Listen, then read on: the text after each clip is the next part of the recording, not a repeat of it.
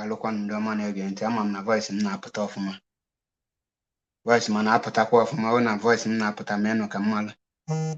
At a time, no time to check time. Enwere m much time ụbọchị nke tata. Almost here Biafra. Biafra, freedom. Freedom, Biafra. Greetings every one of you. Ekene m onye ukwu na masụga n'asụsụ anyị. Ọgịndo. Ekene m onye ukwu, kene onye nta, kene nwoke, kene nwaanyị. Wee sị nke onye chiri onye azụ elu. Abịago m n'ụbọchị nke tata ka m gbasa ozi ọma Chineke, ozi ọma nnwere onwe, ozi ọma redemption of Biafra restoration. Eluigwe zie m ozi, zie m ndị dị ndụ. N'ụbọchị nke tata enwere m ọtụtụ oge ma gbuo oge achọrọ m ịga straight to ihe nji maka wee bịa. Ihe nji maka wee bịa n'ụbọchị nke tata. Ozi m na-ezigalụ, biko onye ọbụla mma onye a na-akpọ Okwuluora Emmanuel bụ afịa, mana afa Facebook ebe Okwuluora, biko tag anya maka na onye aka m chọrọ izigala ozi a, and achọrọ m ilechi ya na many things. Enwe many things m chọrọ ka m school onye into, maka na o nwere areas on na-eme ezigbo mistake, and all na people like us ga-agba nkịtị ka ọ continue na that way. O nwere ike osoro na-aba n'imi, maka na ndị be anyị si na ebe nwata kwulu ọnụ si na ya agwakọ okenye na ya agwagbu okenye. Ozi na-ezi n'ụbọchị nke tata bụ ozi m ga-eziga Okwuluora ozi anụ a, and tata nwere ike ịbụ the last time m ga-ezigara ụdị ozi a. Ihe ọzọ ọ ga-afụzi bụ ọnụbazi ọgụ, ife ọfụzi o were. First of all, when the najum is IPOB do or die affair. Yes, for those of you namalo, IPOB is a do or die. It's either we restore Biafra or we die restoring it. And we will not die, rather we will restore Biafra. And actually make these things very categorically clear to every one of you, regardless of wherever you are watching from. Actually, key game monte of man. When we are fighting for freedom, everybody is not a freedom fighter. Onye ọbụla abụrụ freedom fighter. Enwe ndị Chukwu okike abịa ama nzipụta ha bịa for this freedom fighting. And ndị ahụ apụtago for the ije. Ngị nwa na-ezipụtalo for freedom fight. Ihe ị ga-eme onwe gị bụ zip your mouth, mechinete ọnụ gị, maka na ụfọdụ ga-asị enwere ife nkwu ubi ife ọjọọ, onwere ife nkwu bụkwa n'ihe ọjọọ. Yes, you can be saying maybe in your mind in the right track, man in a kwalo non. Now can call Okwuluora if on amalo. And the one like him analyze without you with a video now, so that ne play the video can not ne lecture with the video ne onya hit a video. That is why Jebe madu potassium mass in your video. Na nikuli fed your na ke nwere all na mwa the wrong potency and the wrong. Apology is meant for the wrong people, and nobody is above apology. And menu Okwuluora 48 hours age to attend that public apology to IPOB worldwide. Number 1 or S. Also know if social media ka ineme mbife social media ga-eme die mgbazi agwazie no na social media ka ife na-eme. One thing ndị mmadụ na malo na Facebook nwere ike ibupụta gị. Live video nwere ike ime gị a great person. The same Facebook can destroy you. Facebook, when you pass your limit, maka na on a social media, ị gafe your limit, Facebook ga-eme minagi.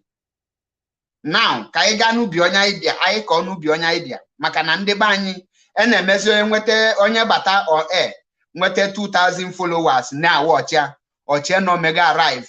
Facebook followers are like audio followers, ghost followers, what we call it. Ghost followers, the ina of Facebook followers. Now, Okwuluora can kowalegi. According to Yisi, you have itolugo ikwoku maka Biafra. Maazị Nnamdi Kanu with Peter Obi are on the same level. Comparing Peter Obi, inconsequential Peter Obi with Maazị Nnamdi Kanu is an insult to Maazị Nnamdi Kanu personality, number 1. It's an insult to IPOB movement. Number 2, why I give you 48 hours to apologize in case you if he made in John 1 Ijonogi where in IPOB were factions. Amalo member IPOB do the faction. Who is the leader of the factions? Ongwa create the factions. Mazi Nnamdi Kanu is the leader of IPOB. IPOB faction. And somebody mbu IPOB member put on your program. Now kwagi that IPOB enwelo faction. Ngiwa bu okwuluora nna no ho na IPOB. Ana agbo no paka makana amamiche na IPOB freedom fighter. No ime hook up ụmụnwaanyị ko ịchọta ụmụnwaanyị dị na-eme na program. These are two different things. IPOB is a group of people who volunteer themselves to fight. Mana, before we go on this, I made home this video edit. It will be fully so that can we not for all too many questions. Draw the first blood. All too many questions, and the year pattern not caught to any part of this video. The only place in court to be about Polebu. All the whole questions on Aju, Nga one after the other, and everything only the remote. Nga kuzilia here, and no one near 48 hours. It tender public apology or Nyachelu Mbife Okute no Nyage Media or Malon IPOB across Gori Bicom. You cannot be going for freedom at the same time campaigning for election. Freedom and election is like oil and water. They can never mix together. So if you are a politician, you face your politics, then you stay away from the freedom movement. As we call on our people to join, I'm going to entertain you with a song by Inayokwe. No, I don't want to hear that song. MTN. Nigeria Kewa is in order. I cannot do a proper broadcast. Nigeria is indeed a sad news, a bad news.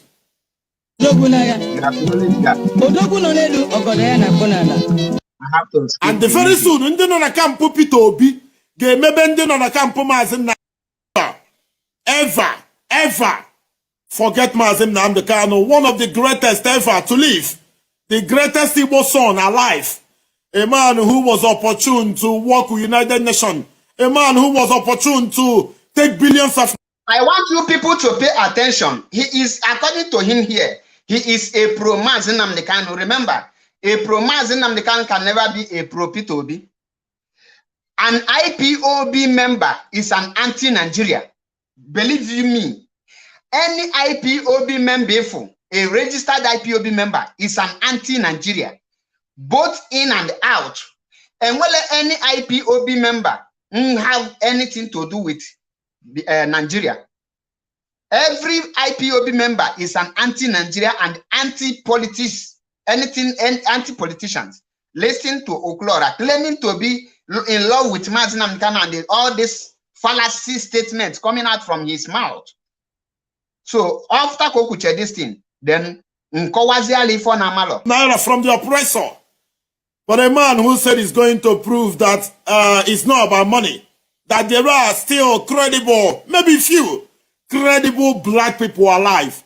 A man who decided to live in prison instead of living in glory, instead of living in abundance of wealth, because he wants electricity, he wants running water, he wants a proper investment, he wants soccer school, he wants train station, he wants BTS, he wants MRT, he wants decent international airports, he wants seaports, he wants our people to live life and not just exist. Maazị Nnamdi Kanu is in prison and Maazị Nnamdi Kanu's popularity is fading away. And before I say what I want to say today, I want to submit to all of you that I am a student of Maazị Nnamdi Kanu.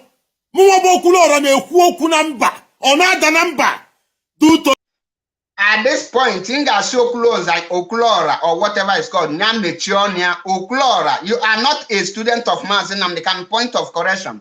When a student of Maazị Nnamdi Kanu speak, we know them. Like me, I am a student of Maazị Nnamdi Kanu, and I will be the last person to come out on social media to ask what is the strategies of Maazị Nnamdi Kanu, because I know as a student of Maazị Nnamdi Kanu have lectured me his strategies inside his house, in our house. Now, ngana asụ asụsụ banyị obele because ihe a bụ ihe ndị Igbo.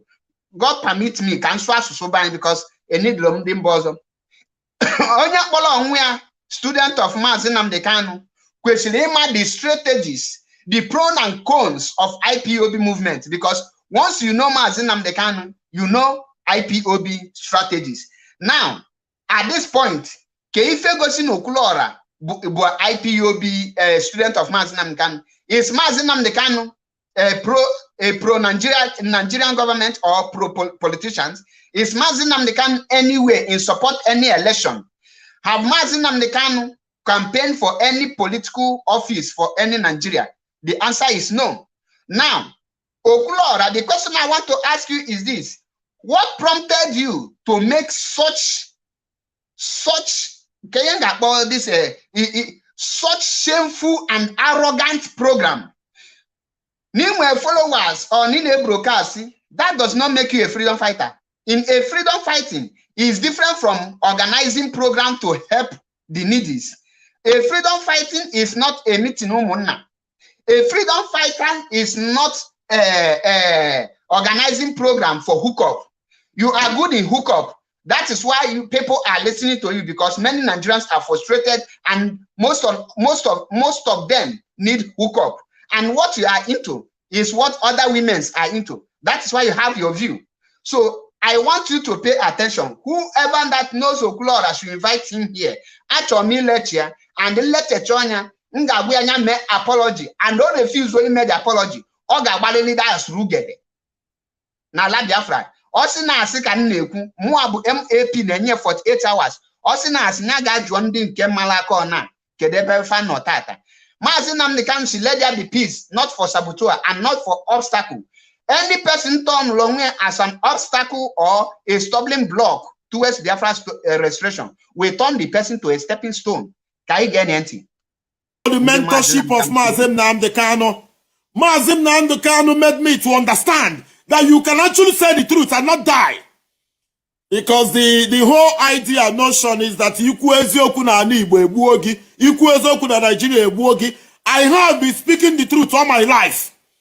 And the eziokwu an na-ekwu keep mu safe kama oge egbu m egbu. Onwe ife nchọ correct tata.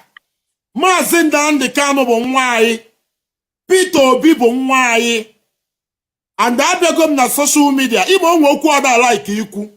Mana ana m ekwu okwu ahụ ada ekwu. Ana m afụ kịta na ndị nọ na kampụ Maazị Nnamdi Kanu na-eme ndị nọ na kampụ Peter Obi attack. And very soon ndị nọ na kampụ Peter Obi ga-emebe ndị nọ na kampụ Maazị Nnamdi Kanu attack. Anyị niile bụ ndị Igbo. Peter Obi. At this point again, I said, Okwuluora, you should shut up your mouth. Ndị nọ na kampụ Maazị Nnamdi Kanu have been hitting their about they don't need Nigeria and they don't have anything to do with election right from time.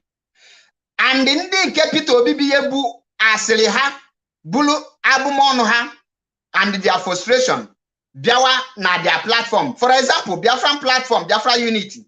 Post or something there. How many people can we invite?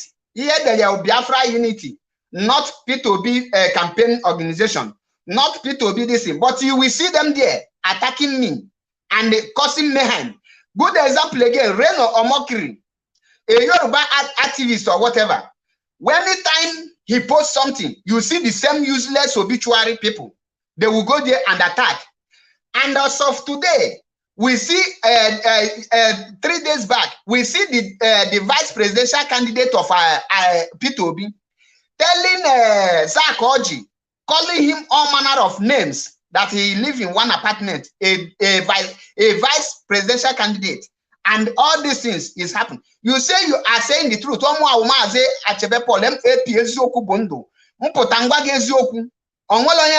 is, that is why I am different. And at this point, like you said, and you answer Okwuluora. What is the meaning of Okwuluora and Igbo? Okwuluora and Igbo is the voice of the Igbo people. Okwuluora, I dare you and I challenge you. Can you send me the video where you condemn the killing of Anambra youth in Ogbaru local government as an Okwuluora and Onye Eziokwu? Achom Kigoshim the video, every condemn and every Pochuku Soludo that now the killing of our people is getting out of hand. These are how you know the people that stand for the truth. And I tell you, this name Okwuluora, you have to remove it from your name, because you have to be answering Okulu Muwani. Because I watch your program, even on your hook up, and some people to take a. So at that area, I don't expect you to just descend on or to divert from what you are known to be doing to IPOB. IPOB Biafra Freedom is far bigger than you. You told na IPOB. You told maka Biafra. That is, I can say you have not. That is,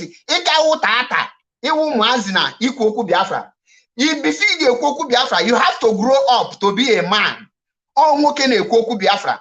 Nwoke nwanyị ada ekwu Biafra. Okwuluora, ịbụ nwoke nwanyị. And n'okwu Biafra, anya nidoro nwoke nwanyị. I dare you again and I challenge you. Can you send me your video condemning the killing of 14 Igbo youth in Imo State? As Okwuluora ndị Igbo, Igbo. One more, can you tell me?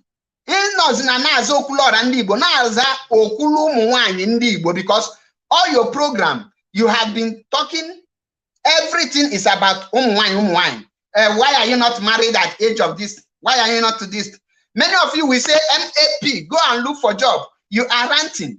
You will keep on a comment section, whatever, but the question Charlie jogging now on a comment section, will you be there for him? In on a Canada, in on a US, far distance, in on an abang. You need there to be popular. You have to, you know what to do. IPOB make it popular. That is end of the road for you. Of IPOB, if we make you popular, that's so kaine again because it's mad foolish on. Imadimino of Okwuluora. Now Mazinam the canon Okwuluora na ipotaza Okwuluora. Ane Okwuluora na iya. Take that name Okwuluora out from your mouth. Tinye Okulu wine, because 99% of your program is about hookup. And onye onane me hookup ne nwete view. Onye obuna no na hookup ne nwete view. And onye obuna na atulego na enyelu ndi madaka. Onye ne nwete view. That does not give you the impetus, the authority. He speak when men are talking. Makandogi kaipulenya, because elube heben naga manon wali fenchori ebe chori kowaya how IPOB was formed and how IPOB is functioning. And when you IPOB enwelo faction. Boni watch or the mai. Mazim nam the can boni watch or the mai. Apart from Biafra, disintegration or pulling away from Nigeria, most of the things the people be in Ocho can wear beefing and the can of Chokan.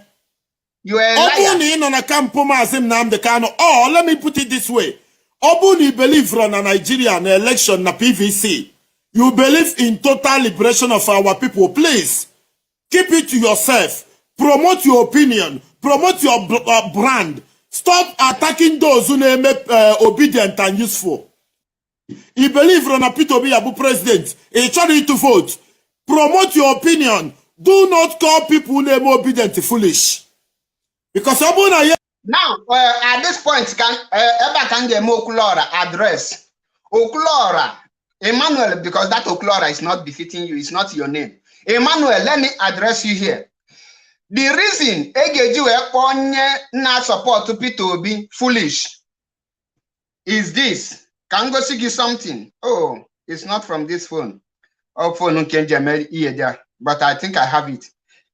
Let me check. I think I have it.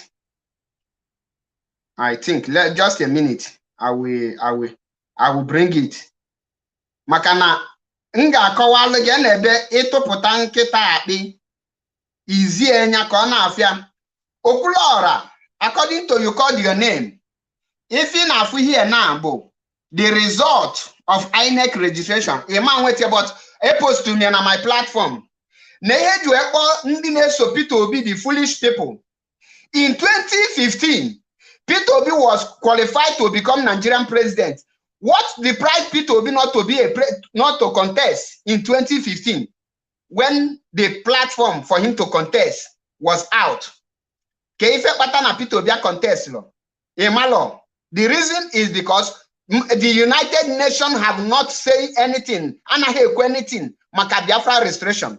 In 2019, Peter Obi refused to contest, rather choose vice president to Atiku. And in 2019, Mazi Nnamdi Kanu have already told you that there will be no election. And the Peter Obi with Ohaneze Ndi Igbo, with Igbo politicians, then went and meet Mazi Nnamdi Kanu. They have a series of meeting upon meeting. They were begging Mazi Nnamdi Kanu let election hold. That na Mazi Nnamdi Kanu quick election hold. Na how a deep River Niger. Na how they what restructure. And the then President General of Ndi Igbo called John Onyanwodo. John Onyanwodo was the then President General of Ohaneze Ndi Igbo. Promised Mazi Nnamdi Kanu and said that he, John Onyanwodo, will go to Abuja and bring restructuring. Mazi Nnamdi Kanu told him, once you bring restructure, I will drop Biafra agitation, but I will not drop Biafra agitation before you will go for restructure. You have to bring it to me and I will drop. And they signed that if Mazi can drop no election in Biafra land in 2019, that they will restructure Nigeria. And they told Mazi Nnamdi Kanu that Peter Obi is coming for VP, Vice President, to Atiku Abubakar. And Mazi Nnamdi Kanu told them that you cannot win election in Nigeria. That even if you win, how many Igbos are senators in upper chamber, which is the lawmaking? How many Igbos are members of House of Representatives? Mazi Nnamdi Kanu told them that you cannot restructure Nigeria because the majority of the senators and the House of Reps are from the north. Now, if for the reason, and the structure Nigeria in a way that it will not favor any person. Now, okwuluora, the result of INEC registered vote in the northwest, they have 22.67 million vote, registered vote. In the northeast, they have 18.3 million registered vote. In the north, in the southeast, in southwest, that is the Yoruba land. Let me start again. Northwest, the north. Northwest, north, 22.67 million voters card registration, registered card. North, southwest, Yoruba land, 18.3 million. That is Yoruba land. Then south, Ndo Family, 15.2 million vote. North Central, Ugwu again, where 14.1 million voters card. Northeast, Ugwu again, 12.8 million. Then Southeast, Ndi Igbo. Southeast, Igbo side, 11.49 million.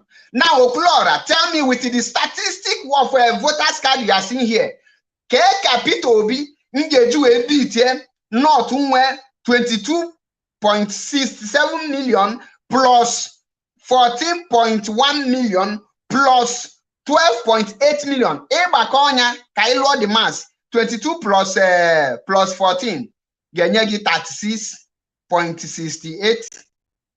Then plus 12, 36 plus 12 genyegi 48. 67 plus 8, 7 plus 8 is 15 genyegi 75. Now Ndugu na 48 million. Am I correct? 45. Let me start afresh. 22 plus 14 genyegi 36 plus 12 genyegi 48. That is 48.75 million votes.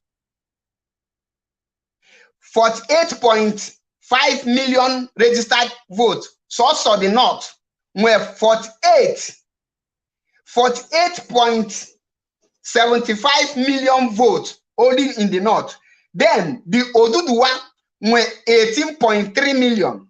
Now, Ndi Igbo, unu na-asị na ha ga-abụ president, nwere 11. Now, Kema Fagi, Emmanuel. Now tell me, how can 11 million votes defeat 48 million votes na your village?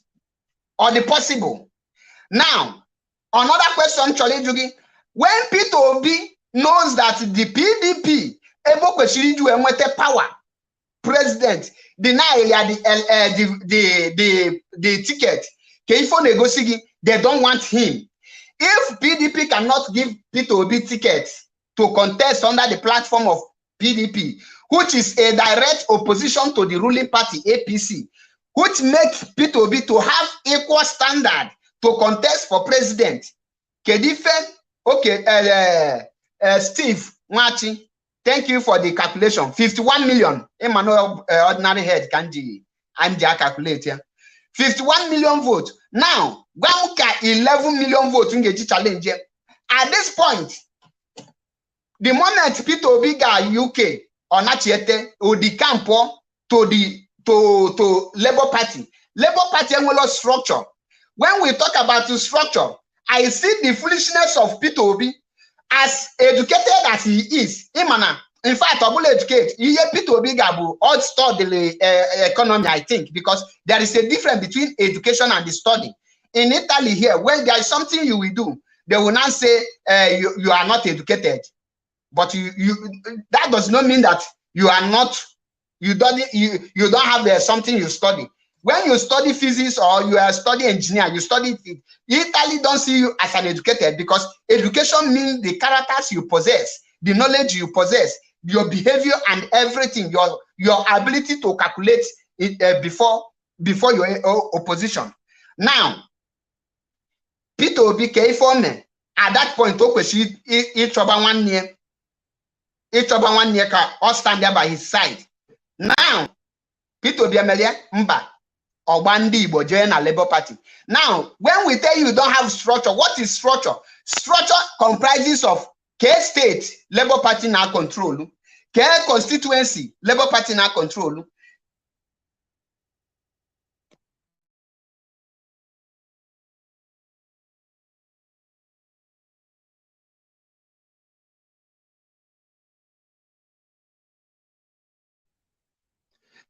Constituency, Labour Party now control. Because for you to do anything, you have to have structure. Peter Obi, out of ignorance, tell you that 100 million poor Nigerians are among the structure of Peter Obi.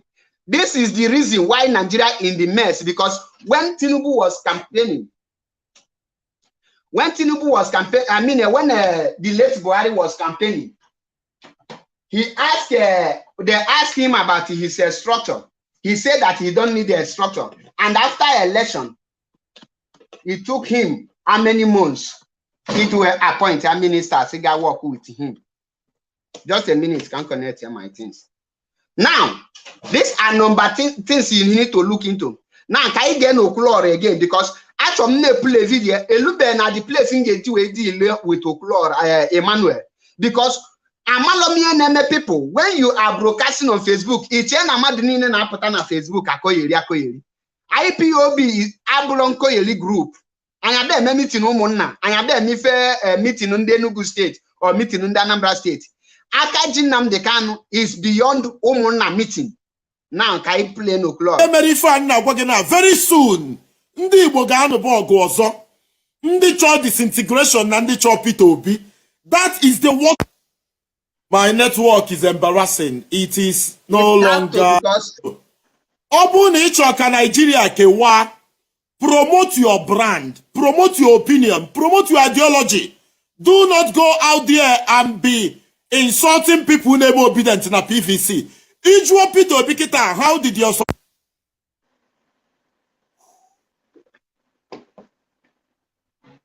network is very poor? And there is no way I'm going to continue a sensitive conversation like this with such a. These are the things Choka Nigerians, Biafrans continue with Peter Obi. Okay, you are complaining the network is poor. Now, all the same thing, can election, can people continue with? A poor network. That is to tell you how bad Nigeria is, how irredeemable, how indescribable Nigeria is for all the wrong reasons. Please, before I sign out, because I cannot continue with the program, Ijuo Peter Obi Kita, former governor of Anambra State, Keka your support is Webia. How are people supporting you? Peter Obi does not know. These things are organic. Mazi Nnamdi Kanu's support is organic. Mazi Peter Obi's support is organic.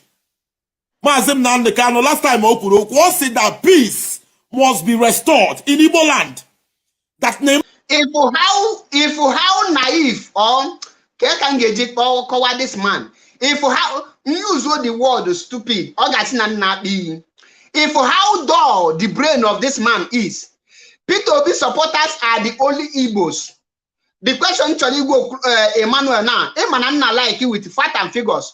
Can Emmanuel mention one governor from the north who have endorsed Peter Obi to show that Peter Obi is widely accepted by Nigerians or every corners? Or mention one Oduduwa governor who have endorsed Peter Obi to become president? I said a sitting governor from any north or Yoruba. Is there any one governor from the north who have endorsed Peter Obi to become president? There is none. On whether any Yoruba governor, sitting governor, who have endorsed Peter Obi to become president, there is none. And whether any Igbo governor who endorsed Tinubu to become president, yes, Governor Dave Umahi, a sitting governor of Ebonyi State, have already endorsed Tinubu. He is an Igbo man. To tell you that Igbo, Peter Obi knows that he goes nowhere. I am explaining the reason why we call Peter Obi followers foolish, because they are seeing that they are going in a failed road. They are going nowhere. They are going to fail, yet they keep on pushing to be failed. Ebonyi State Governor Anaha support Peter Obi. Imo State Governor Anaha support Peter Obi. Now, what does that tell you? Imo State and Ebonyi State are supporting Tinubu because they are APC. Now, Okezi Ikpeazu, who is a sitting governor of Abia State, is supporting Atiku. And the same you say that Nigeria is irredeemable, and you people knows that nothing can repair Nigeria, and you are still pushing Peter Obi to go there. That is why what we call foolishness. You have to do the arithmetic. You have to do the maths. I actually Seniga school. In fact, in Biafra land, we have to abolish public admin and business administration. These two courses are confusing people. And this part-time school, this guy in Sobu, or the Lomaka people now got part-time school. Omuabu MAP, eziokwu bundu, one in Biafra land. Mpogi ngwagi, mpotangwagi di eziokwu. Gwagi eziokwu, gwagi with fact and figures. Yes, na Peter Obi followers are organic. Let Peter Obi go campaign in the north. Let us see how organic it is.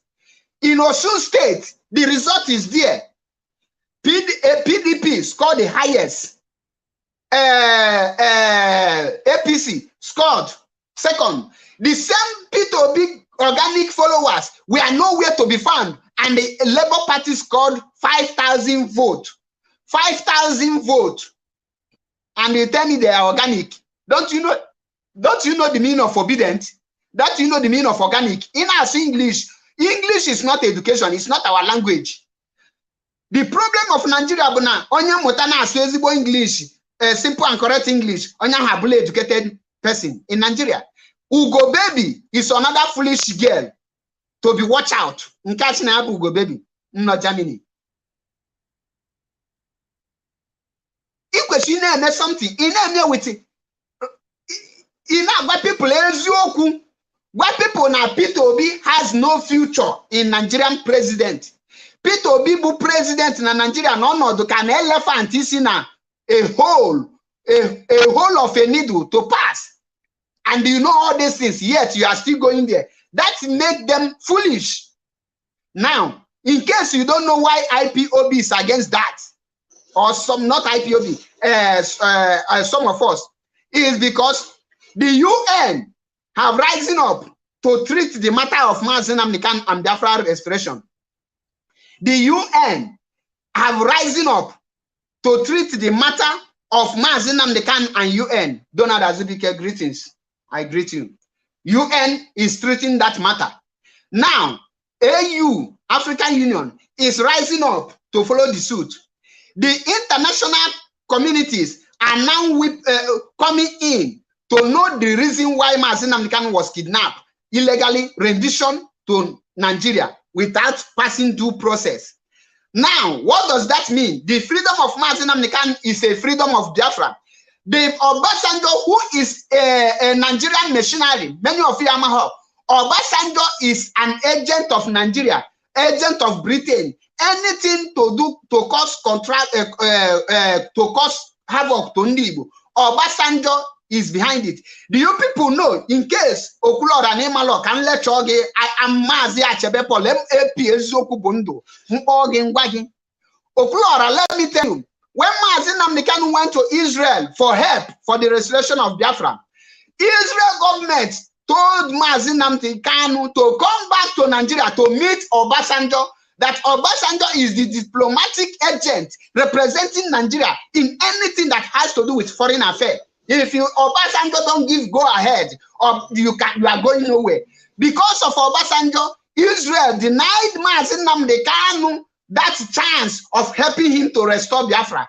And you know nothing about this. You just dive into issue. You just display the highest level of ignorance.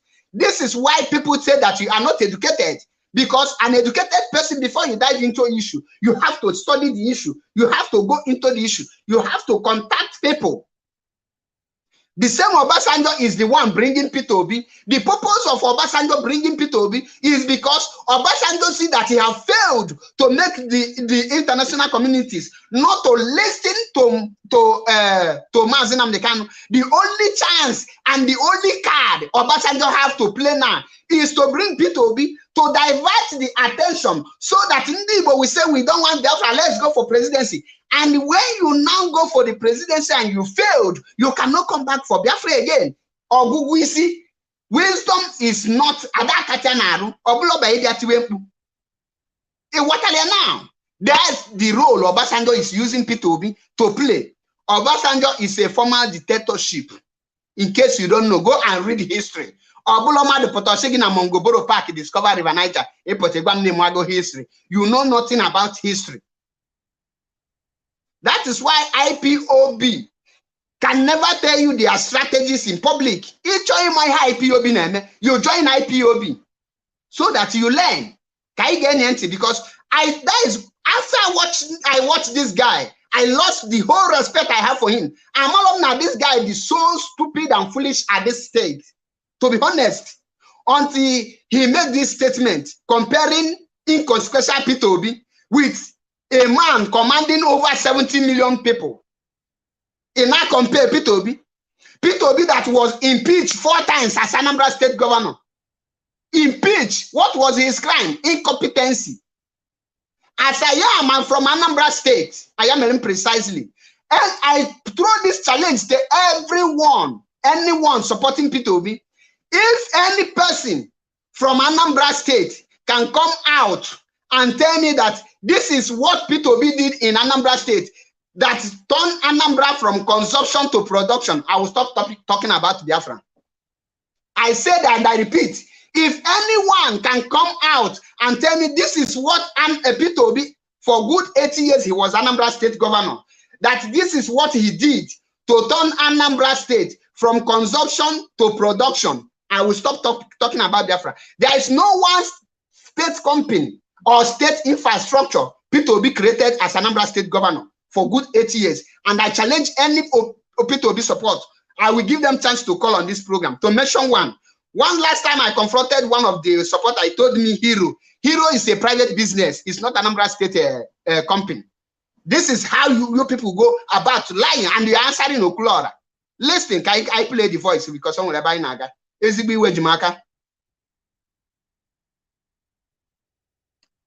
say that. I am trying to repeat the words of Mazen Nali, even though I cannot quote him. Point of correction. You are not repeating the words of Mazen Nali. You are confusing yourself. In a confused when we go Okwuluora. That is why at earlier stage I told you are not a student of Mazen Nali, because when the student of Mazen Nali speak, we know, we hear them and we see it. And I address you as nobody because in as far as Biafra restoration is concerned, Okwuluora is nobody and he is nobody. Even in Biafra land, in Igbo land, Okwuluora is nobody.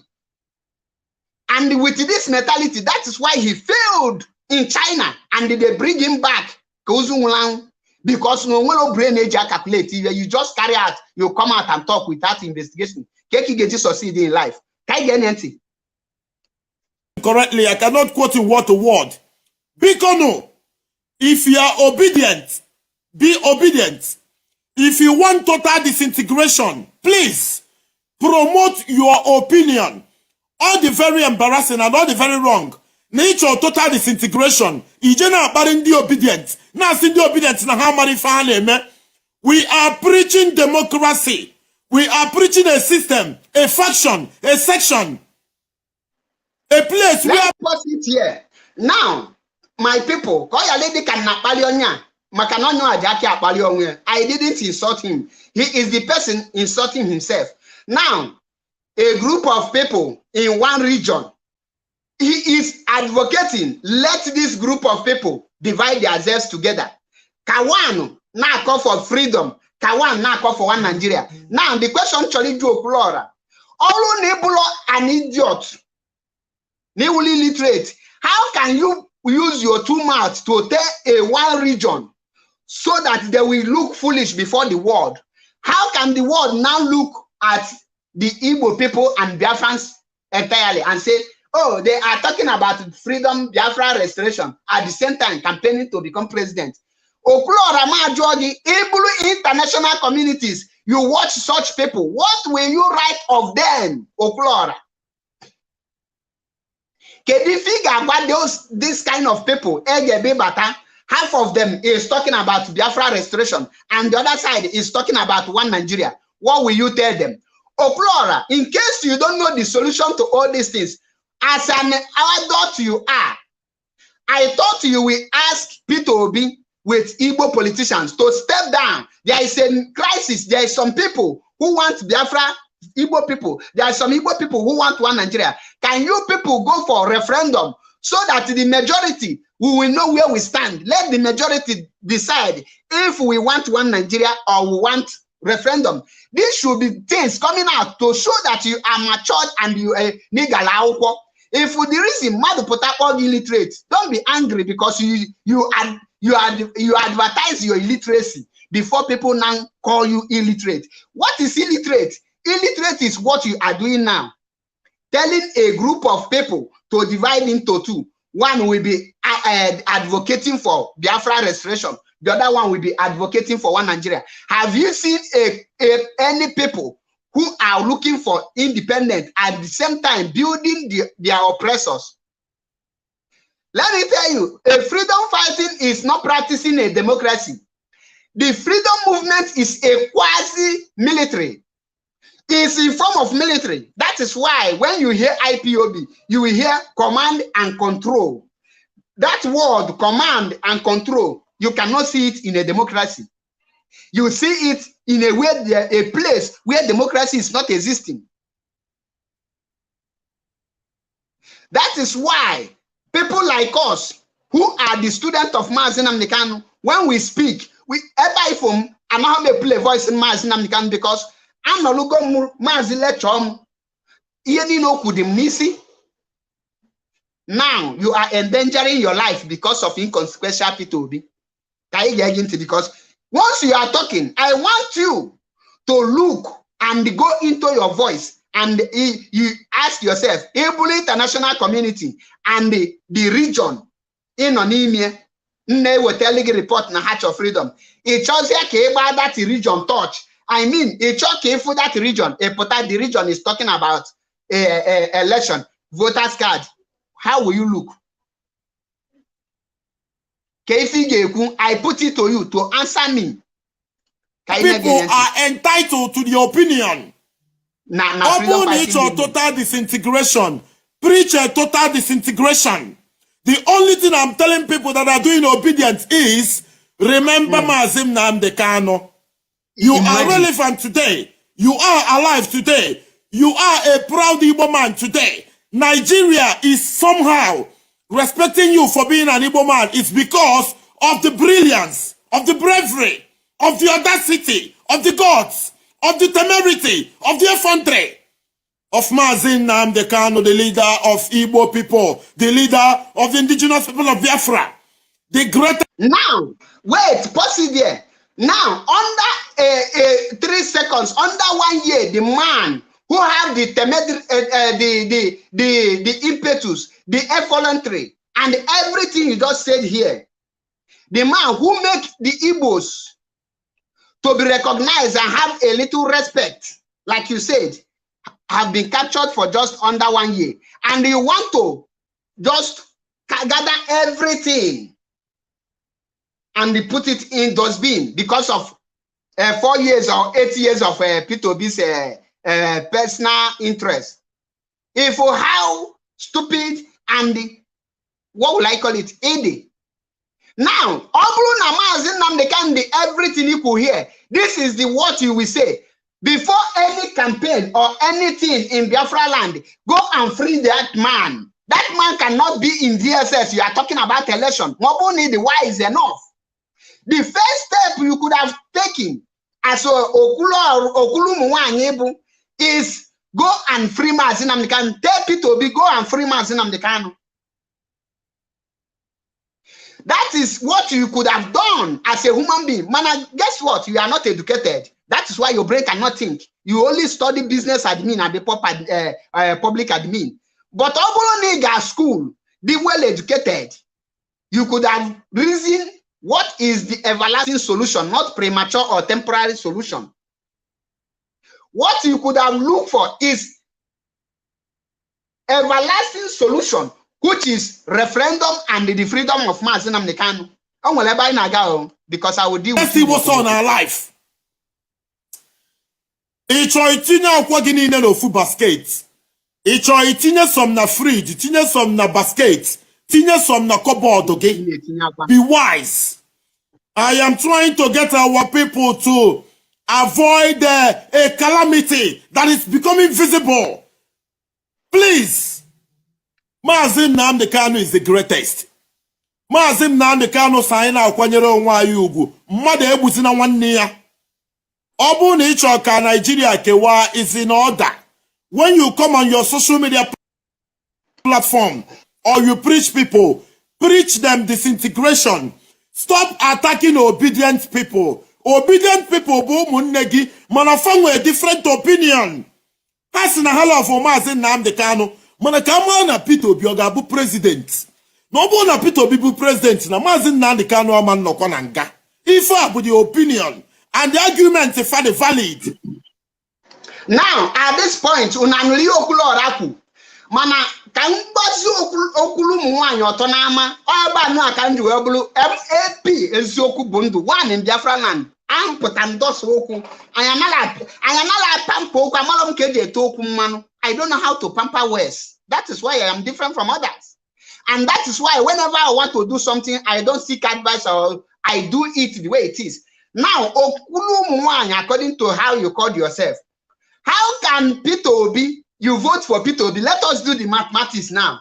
Mazin Nnamdi Kanu is a freedom fighter who wants a total disintegration of Nigeria and the total freedom of Biafran, the people of Biafran. He don't want to have anything to do with Nigerian government. That is Mazin Nnamdi Kanu stand. Now, Okwuluora, let us come. You want PVC and the P2B to become president now, and you don't want the Igbos P2B side to attack the Mazin Nnamdi Kanu side so that they will not cause calamity. Do you know that at this point you have already created a ground for the greatest and the highest calamity that can befall any nation or any group of people in the whole wide world? Let me educate you on this. Let's assume that P2B become the president. and enter Sorok and free Mazi Nnamdi Kanu, what do you think that Mazi Nnamdi Kanu will start doing? And on what condition will Peter Obi free Mazi Nnamdi Kanu? At this point, you are trying to set a fight between Mazi Nnamdi Kanu and Peter Obi. When Peter Obi become president, Mazi Nnamdi Kanu say he wants Biafra because Peter Obi presidential ambition cannot stop the freedom of Biafra. Now, Okwuluora, let me ask you, how can you now explain the fight between Peter Obi and the Mazi Nnamdi Kanu? Now, Peter Obi will be ordering the military to clamp down on IPOB, and Mazi Nnamdi Kanu will not take that from him. Okwuluora, I ask you, can you define the calamity that you now planned against the people of Biafra and against Igbos by the Igbos? Now, I believe you have something in your mind. I will insult him because he insulted IPOB by saying there is a faction in IPOB. And the IPOB member called him to correct that impression, but he ignored it. So for that, he deserves every insult. If he had listened to the man who called him and so, oh, I never knew, sorry for this, I will not insult him. But the moment he fall deaf here, that is when he sold himself out. IPOB don't have respect to anyone who doesn't respect him or herself. I ask you again, Okwuluora, can you tell Biafrans and the Igbos when Peter Obi become president and the free Mazi Nnamdi Kanu on what condition? How will you explain the fight between the Peter Obi and Mazi Nnamdi Kanu? Now, in case you think Peter Obi is your own, that he cannot kill, I saw when you lied. You said that when somebody called you and said that Peter Obi in his interview said that he killed Biafrans and is going to kill it again. As obituary supporter you are. You did not watch the video, but he is supporting Peter Obi. When Peter Obi was Anambra State governor, he killed the members of Mazop and dumped their bodies in Ozu River. Have you forgotten? History will never forget. So when you don't know what to say, Okwuluora, I advise you to shut up. IPOB, you are still a kindergarten. You have not grown to speak about IPOB in your next life. It's only 1 week. You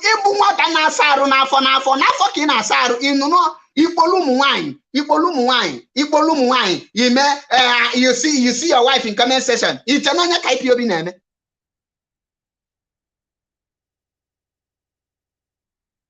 It's an it's an IPOB name hook up. If you go come that is chenganya as in a chemo piano now. It's an enjoyment. Mputana social media. Put 4,000 euro and 1 million view here. I can naked recharge. I will get many views. Manifying maybe if more natural freedom. How can you be fighting for freedom and they say you are campaigning? You just displayed the highest level of idiocy, stupidity before the masses, and the ejuna abonyoku. Ejuna ababu na ababu onwe osi na ya na abanywoku. Kai play niente. Funo onwunu na anya. Enwe ife ngwala unu. I might not directly campaign for Peter Obi to be president, but I will never stand on Peter Obi's way of becoming president. Peter Obi's emergence of popularity. Aburo makana Peter Obi bonyi Igbo. It is because Peter Obi is better than Atiku in articulation, in age, in goodwill. Peter Obi is better than Bola Ahmed Tinubu in age, in health, in reasoning. No, at this point, Kaira put sentiment apart. When you talk about how do you rate people self, the only way Peter Obi is better than Tinubu is he is younger than Tinubu. But when you say about achievement, up in Lagos, Tinubu contributed 70% of why Lagos is moving, is one of the greatest cities in the whole West Africa, is among the handwork of Tinubu. Tinubu, when he was a governor, he used his connection to draw investment, and with the help of Oduduwa people, he gathered them and they make Lagos what it is today. Today, you cannot see any Tinubu investment in Igbo land. So when Peter Obi was Anambra State Governor, what did he achieve? Tinubu achieved a lot of things, 100 million times more than Tinubu, more than Peter Obi. Peter Obi, who claimed to be an economist graduate or who studied economy, is saving Anambra State money. Do you know what? Do you know that the highest foolish investment any man can make in his life is to save money instead of investing the money? Are you people aware of that? Can you compare Tinubu investment and the Tinubu achievement with Peter Obi? Tinubu ruled for 80 years. Peter Obi ruled for 80 years. Now do the contrast. Can you compare Hanabo? What did the Peter Obi do for Ndibo? How many people did Peter Obi build under his watch? Do you know that before Peter Obi become a governor in Anambra State, Innocent is already producing car? How many things? How did Peter Obi help Innocent to make it a state company? Did he do that? Did he even use his connection to make Innocent to become a Nigerian-made car? And you are speaking out of ignorance. In what capacity, apart from old age, that Tinubu is old? Don't say that Tinubu is old. I will agree. He's an ancestor. But say in terms of achievement, in terms of good governance, Tinubu beat Peter Obi hands down 1 million times. Ayana omu abu eziokwu bondo. Another me sentimental. Another me sentimental. Today, Peter Obi investment juru Abuja and Lagos. So see you when Telunda Anambra Ompa hero, making Anambra a drunkard people. And we are here talking trash. Peter Obi Bubu, I rather die in the hands of my enemy than dying in the hands of my brother, so that my children can revenge my death. That is why we tell you people, we are not interested in election. We have seen the likes of Oyedepo. We've seen Paul Eneche. We've seen Apostle Suleiman. We've seen so many men of God. We've seen so many prominent people come to ask the people of Nigeria to find a way, somehow, to make Peter Obi the president of Nigeria.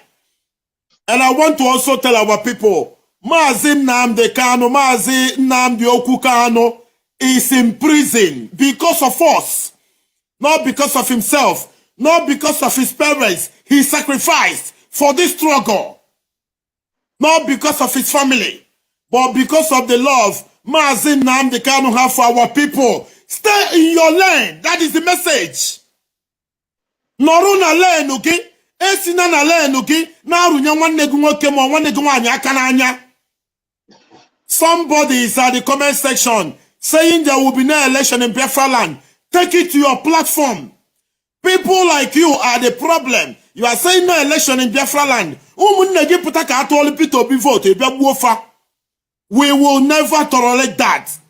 And even for this idiot. Now, who are you to talk when men are talking? That is the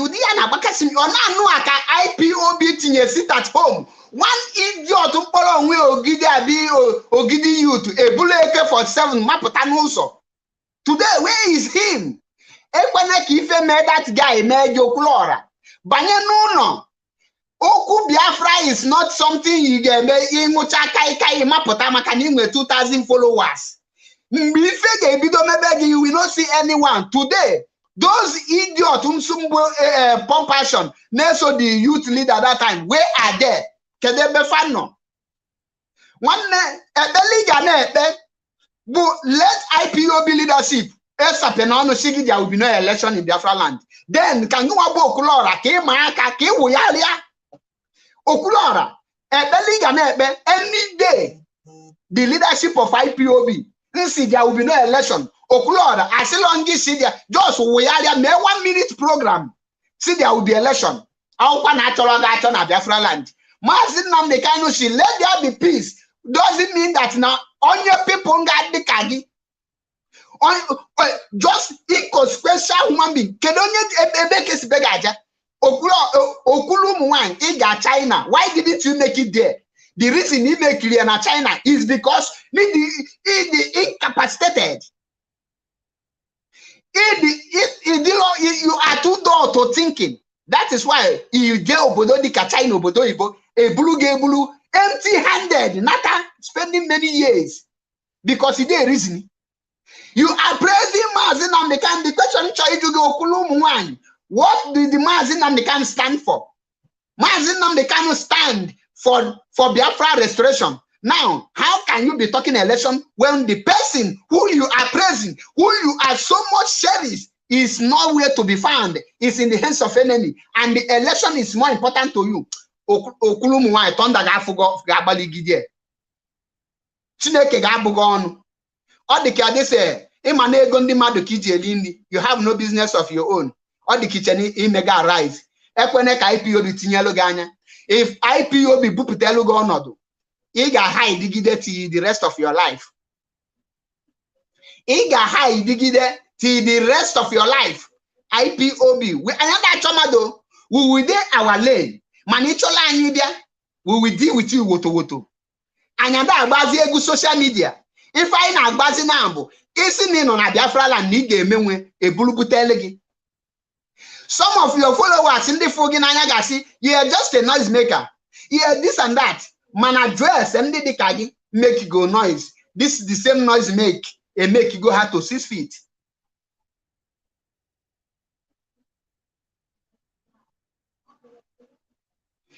IPOB is a do or die movement.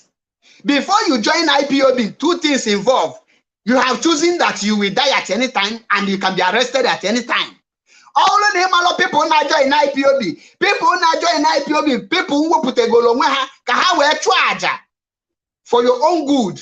And at the point, people who go, who go, many men, gallant men, Mazinam the kind of parents and go in a cocoa election. Ibonyala is big jebonya. Diruka Kempi, hate him rubbish, and they put in that one way go. What is eziokwu? One thing I ask you, Kefe, that man in a place, what have you done for you to free him? Kefe, people like you, free what have you done? Oh my God. Section now, let me impose something that there will be no election. Now, man, to be vote. Abo na forget block okay. That is what I'm going to do. Stay in your lane. Do not be a dictator. Do not be an authoritarian. Do not impose stupid authority on the people. How can you come to the comment section? In no election, who are you to give such authority? Mazem Nnamdi Kanu on the Federal High Court Abuja si unu restore peace. Osi mmadu egwu na nwanne ya na afufu ọ na-atabu ka ọ dịrị ndị Igbo mma. That you must maintain peace and order. And now, Okwuluora, in that place, did the Mazi Nnamdi Kanu say go and vote or go and do election? Did the Mazi Nnamdi Kanu tell you to go and do anything that has to do with election? Mazi Nnamdi Kanu said maintain peace. We should not kill one another. We should not kill innocent. But where you are going now, you are no longer innocent. I will see many of your foolish idiots telling you MAP you are too small. Yes, them too small. But remember, when the thing will start, when you will start dancing the surugede, will those in Canada, will they come for your help? When you will be taken, highest after that, the main noise 1 week in Kegaga. And then the person make a noise 1 week in Osobegi. IPOB, at this point, once you become a stumbling block and you turn it to a stepping stone. Many of you say he is making noise, he is nobody. When the time comes, will they be there for you? On Europe, on abroad. So full call. Emalona, on Europe, man, under 10 seconds, ihe niile ga-eme na Nigeria. If you okwe agbabagi, ekweneka comment section goes followers laugh wogi, because if they push you, IPOB will not pity you, and they will not pity any of your family member. People, I don't want to be harsh today, but no matter Campo. When you push me to the wall, I'm going to say words I will not say on a normal day. Mazim Nnamdi Kanu say, you must maintain peace and order. You must be law abiding. There must be peace in Biafra land. There must be peace in Igbo land. If you don't like P2B, go to your lane. P2B people, obedient people, if you don't want those, or if you don't like the ideology of total disintegration, stay in your lane. Promote P2B. Those who talk in Nigeria, promote your plan and ideology. Now, Majo, this thing, no here. How can we leave P2B when he was sent to distract what we are doing? P2B know 100% clear, no 100% where that he go nowhere. But he want to lure Ndibo to come and make Mazi Nnamdi Kanu look stupid before the whole world, and they are not thinking. If the reason that you go school, make sure you allow school to pass through you, and you pass through school. But many of you, all this are part time. These are their problem.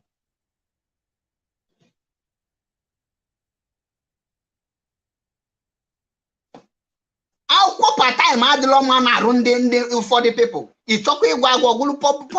Public admin or business administration. Now, call someone. Mazi Nnamdi Kanu, let there be peace for the innocent one. And Mazi Nnamdi Kanu never instructed IPOB to allow any saboteur to go in peace. Because even Mazi Nnamdi Kanu, when he was with us, he said, anywhere you see a Bubago, bring them down. And anywhere you see saboteur, bring them down. So when you think Mazi Nnamdi Kanu, you're a student of Mazi Nnamdi Kanu, what do you know about Mazi Nnamdi Kanu? What do you know about Mazi Nnamdi Kanu? You hear Mazi Nnamdi Kanu people? Do you know how IPOB sustained this very movement up to this level? Do you know? I advise you for 8 hours, tender public apology, and you stay away with anything that has to do with Mazi Nnamdi Kanu and IPOB in general entirely. If not, onu guy, cho, ebelieti, ebeputegi nyege nando yeta. Itacha nye daizi. Inu ai ebaboso, imakwedi ke tinye pin ke je tinye po.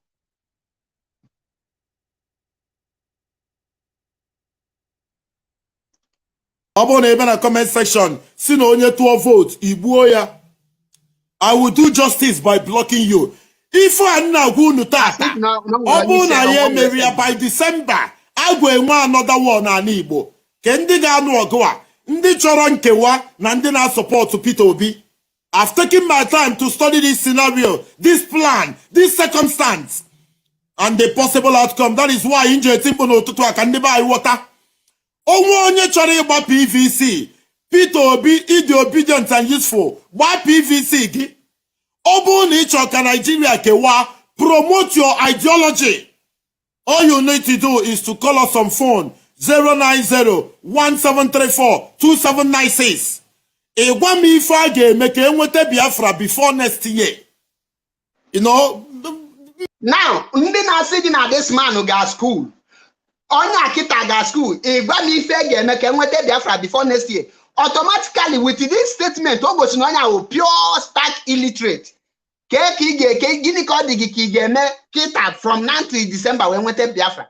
That is, you are an adult thinking like a kindergarten. So na Nigeria kege be man is so English as if he's educated. So na Africa kege be na English as onye agugbo onwe ya na akwụkwọ. Chai, if onye agụ na akwụkwọ tu ekeye. Chai. If you do English on asu, well educated. They are no Europe. England and France no na. France analyze English, had no English. Spain, unu na-eti mkpu ha na England nwee bandịrị ha da asụ English, Italo anaghị asụ English.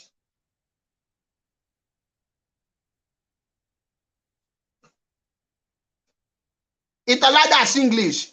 And I do also after what you think Nigerian media will say about us. And I do after. If you make yourself a stumbling block, if no one is saboteur, IPOB ga-ebupụ gị n'ụzọ. Mgbe I preach peace have come and gone. And you need your peace now. And you need your biko. Even during the time of Israel, on nwere ebe ndị Israel Chineke kpọgidere Israel o mee gịnị owere agwọ gbuo ha gbubonata ha. So ịchọ ka isoro na ndị ga-egbubonata egbubonata gị.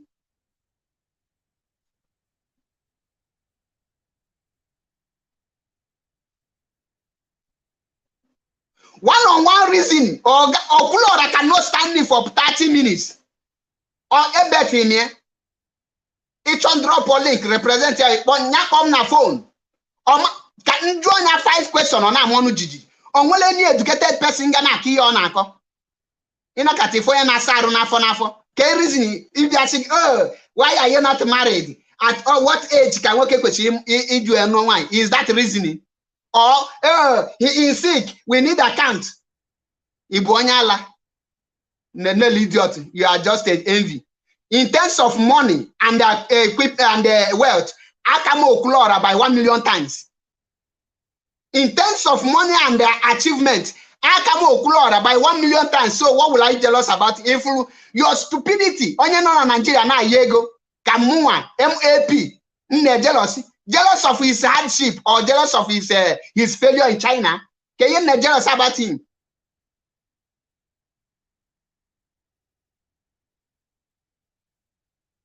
Or he is begging to survive? Is that what I jealous?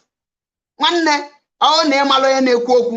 check my background before put on social media. Or you have no but many of you into a narcissist fit because unu na social media or ebonyo na about puto kawanko yeri. And many of you will push this young man.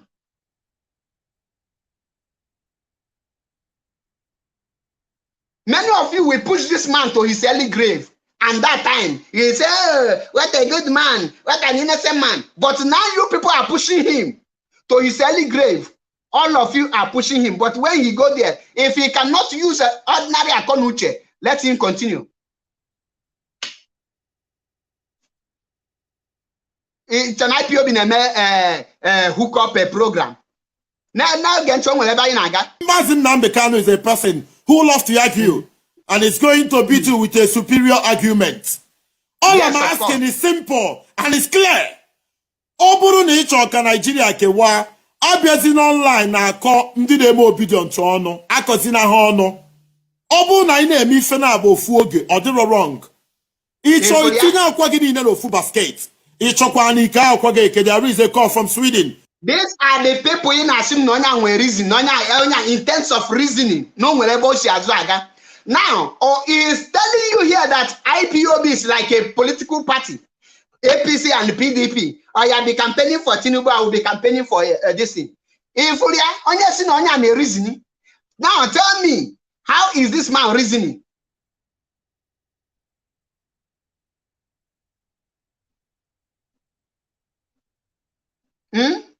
Michael Woma, one more comment from you, I will block you. I don't entertain idiots in this my platform. This platform is not for hookup. It's me a hookup.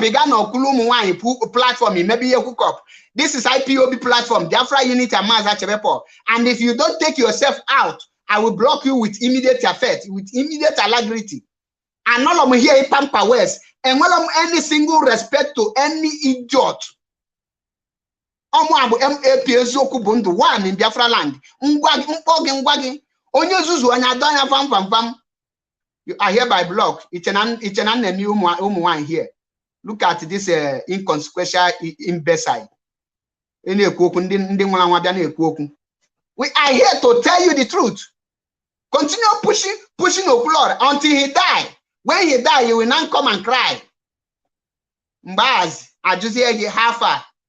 When he is trying to Gaju dele ke can do now. This is how Udele started. This is how Udele started. When you want to campaign, you campaign alone. Let me tell you, if this idiot no here na okwuluora with Nkozo Nachaka or Kukomanu Banza and Ugo Baby and Skibo, if for these three people, watch out. These three people, Facebook go tinye hana now problem hamama. Let them continue. Peter Obi don't recognize you. All of you know there. He will not they give shishi. Not they give shishi. Why Peter Obi is many people are catching out from Peter Obi and they think we anyewala. Many people are cashing out. Peter Obi are in shishi na. Each and under an campaign na wada akuhogo. Oh, Zaria. Negative. Onye put up Mazi Nnamdi Kanu n'ọnụ.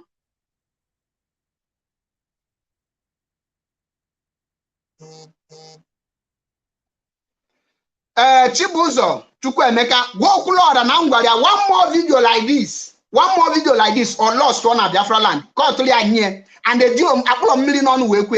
One more video about IPOB and Mazi Nnamdi Kanu like this or lost one of Biafra land. Then on Louisiana Biafra land can for the idiot Ngaba Pota or Chizie there. Peter Obi Ziena, then not the ready one Peter Obi. So don't think that IPOB in a million hiding.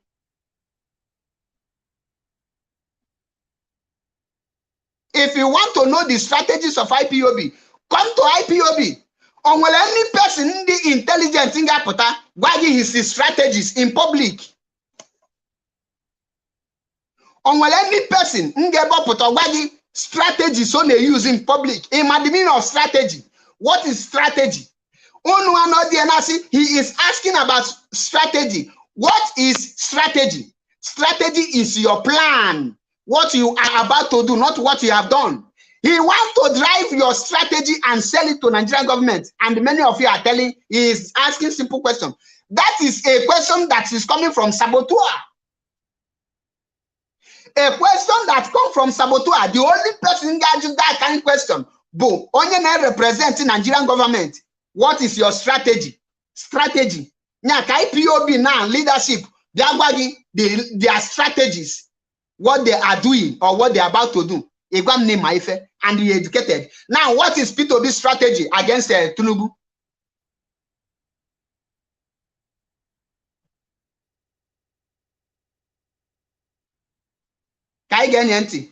Caller from Sweden, good morning. Good morning, my brother. Good morning, thank you very much. Go ahead. Okwuluora Rodrigo. Thank you, my brother. Yeah, let me pause it. There's a comment here. Osinafiabu Torres Sandeep. Now you said, my dear MAP, this young man Okwuluora asked a simple question, right? And what should we do to get Biafra from now till December? You can't even give a reasonable answer, and you are here saying threatening words. It sounds stupid. Now, first of all, I will answer your question before I return the insult on you, because first of all, you have degraded yourself with the insult to show how stupid your family is. Now, what we should do to get Biafra, in case he is asking, take this to him, is him, Okwuluora, him, Peter Obi, with the rest of you, should call for Mazi Nnamdi Kanu release. All of you should go and free Mazi Nnamdi Kanu. Since you are a student of Mazi Nnamdi Kanu and you are a follower of Mazi Nnamdi Kanu, what you should do now is to bring Mazi Nnamdi Kanu out and not election. Now, Torres, I believe your brain is now working. What you should do, as you say you are a student of Mazi Nnamdi Kanu, and Mazi Nnamdi Kanu is the greatest man in Igbo land, and he is in the hands of DSS for more than 1 year. You have not done anything to free him, rather than coming for election. What you, Peter Obi, Okwuluora, and you, Torres, Nkapia, what all of you should do is to go and free Mazi Nnamdi Kanu. And since there is a people telling you that they need Biafra, and there are some people telling you they need presidency, what you people need to do, tell Peter Obi, since people are not in good terms with you, conduct for referendum, Go for referendum. Let us see the people who want Nigeria and the people who want Biafra. That is referendum. That is what you should do. So I challenge you, you that is commenting, a very idiotic amoeba like you, a shapeless organism without shame without no shame, a lifeless, lifeless riffraff like you, telling me sound stupid. Let me tell you, IPOB are educated. And I question also, or no, bring any question, throw it, I will give you answer. Now the two answer is, what should we do to get Biafra? What you should do is to stop election and go for Mazi Nnamdi Kanu release. Once you free Mazi Nnamdi Kanu, believe you me, Biafra will come.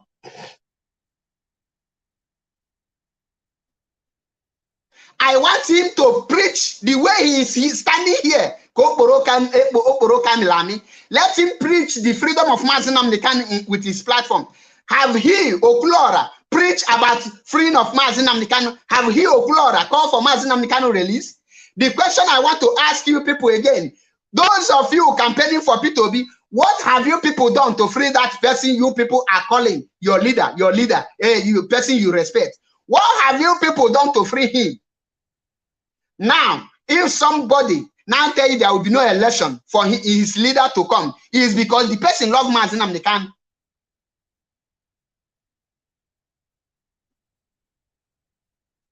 Ajalam here, he address profile picture. You are ashamed of yourself. That is why you cannot even put yourself as on a profile picture. In our form here, if and the Obo and now Abu Okwuluora got school. No, my forma. Okay, that a freedom is not a something you can just come. Obuli bana. That ebe buteli igwe asigi ngwako ngagi kongwa ipe malonya ngwa wala nagi gaba.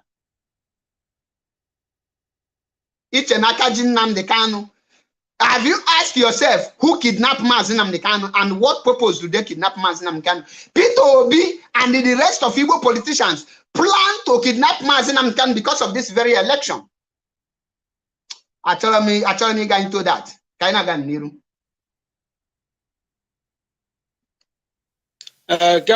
is my first time in Thank God. The kind of people now. You can make Thank you, my brother. Yeah, I don't want to Basara P2B na Nnamdi Kanu. And when I P2B to Nnamdi Kanu. And you are against P2B. Rather, I'm going to make interview. How do you get me IPOP? Back up, see. Biafra before. Brother, do you have that interview on Amado Sege? Can you send me a clip of that interview? Send the alum that interview in a WhatsApp now. Let me watch it. I chọrọ me if P2B si na obugondi Biafra na oge ebu ọzọ. Obu na P2B kwuru, then I will state my position until I see a video of P2B saying that no Burundi Biafra no gebu hozo. Muwabo okwuluora afubelia until I see that. I'm sure even it's your time they put a match on you. Please don't worry. Send me the video on WhatsApp. Send me the video. Let me watch. Indian video kita may play that video konya obonafo. Kamara ebe P2B so gebu ndi Biafra no. Send me the video. If such a video is existing, please send me that video immediately. Now, for that video, I don't think I still have it here. The guy sent him that video. Actually, they got the video. Come here, but it is quite unfortunate that I'm waiting the video. Just a minute. Now I got the video. Ebe Mel interview, P2B interview. Or that I dealt with them when I was Anambra State Governor. P2B said it. Now you are campaigning for somebody and you are not following the person. You are campaigning for somebody, the same P2B who killed Biafran, and he boasted with it. And this man, Biafra Freedom, please, can you send it to me? If you have my number, please, I beg of you. Send it to me so that I will play it to this Okulumu.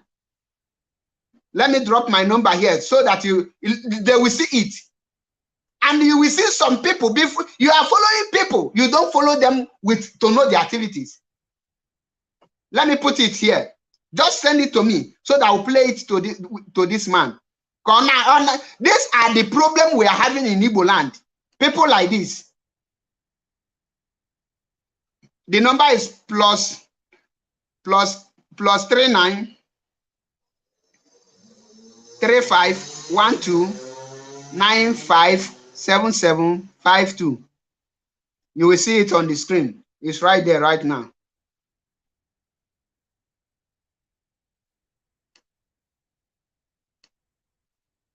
The number is there on the screen. Now, the same way you are talking about Peter Obi now, and you are the one who is here telling us that Peter Obi is better than Atiku and this. How did you now investigate and how do you come in a conclusion? You did not. You agree. You see that IPOB, some of IPOB is attacking Peter Obi followers, but you never ask why and what caused it. You never ask. And you just jump out and you say you're educated. What type of educated are you? What type of education do you got? And they said, yes, Peter Obi said he will negotiate with Igbo and deal with IPOB. And he said that he dealt with them before when he was Anambra State Governor. And that was under Masop. And this man is here talking trash. You tell Chenai hook up here. Nene Mife hook up. Because I'm like evidence. Peter Obi Burundi Biafra caller from India. Good morning. Yeah, good morning, sir. Good morning, one them go ahead. Just a minute.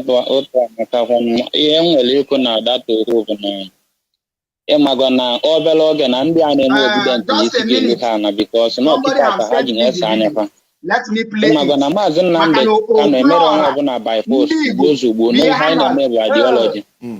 And in my own opinion.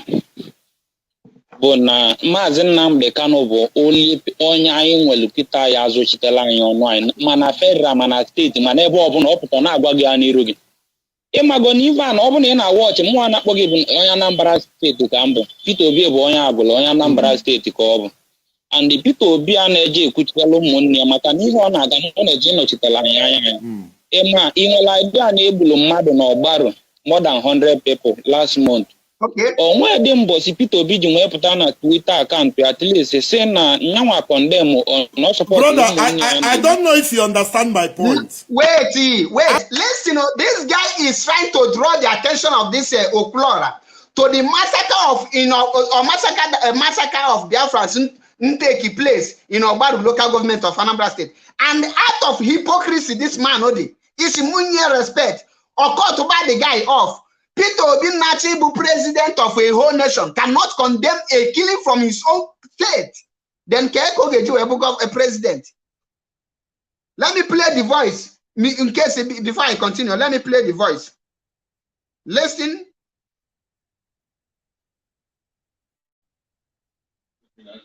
Now listen to the question. Good morning. I'm Mr. Obi. Yes, I'm one of the concerned northerners. I came from North, and we have a question, and I'm very happy that my phone went through this morning. Yes, our concern is that Peter Obi, what we are late, and I want you to just clarify something for us that you have never in one time condemned the activity of IPOB. Do you hear that question? The caller is from the north, and they ask Peter Obi, you have never in your life condemned the activities of IPOB, not Isonibo, not Mazop. The guy was specific. Now his question, and these obituary followers say that they have not come across this video. Now tell me, what have you come across? You know the question. Now let us hear the response. I'm so sorry if you are even speaking like you are trying to, justify their activities. So I just want you to come out and categorically tell us your position on IPOB. Whoever tells you that is not the... Do you hear that? Whoever tell you that is not telling you the truth. He start with that. The guy said that, ask him that you are not condemning the activities of IPOB, and whenever you want to talk, you are justifying it.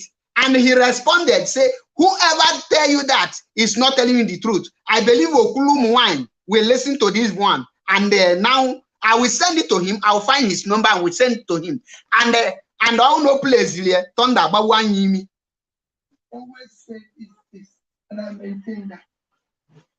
One is that I've watched killings in the East and everything, and you cannot kill or do wrong things because you agitate. It is wrong, it's criminal. Do you hear that? He is now telling the guy that you cannot kill. The question now, is IPOB killing? Is Mazi Nnamdi Kanu killing? Okwuluora, did you hear the response of the person you want him to become a president of Umanuman? Do you hear the response? Now listen, on any form of, you cannot say you are agitating and you're killing people. It is unacceptable. It is not acceptable. If you want to do what I'm saying, that when people talk about agitation, it is a different thing.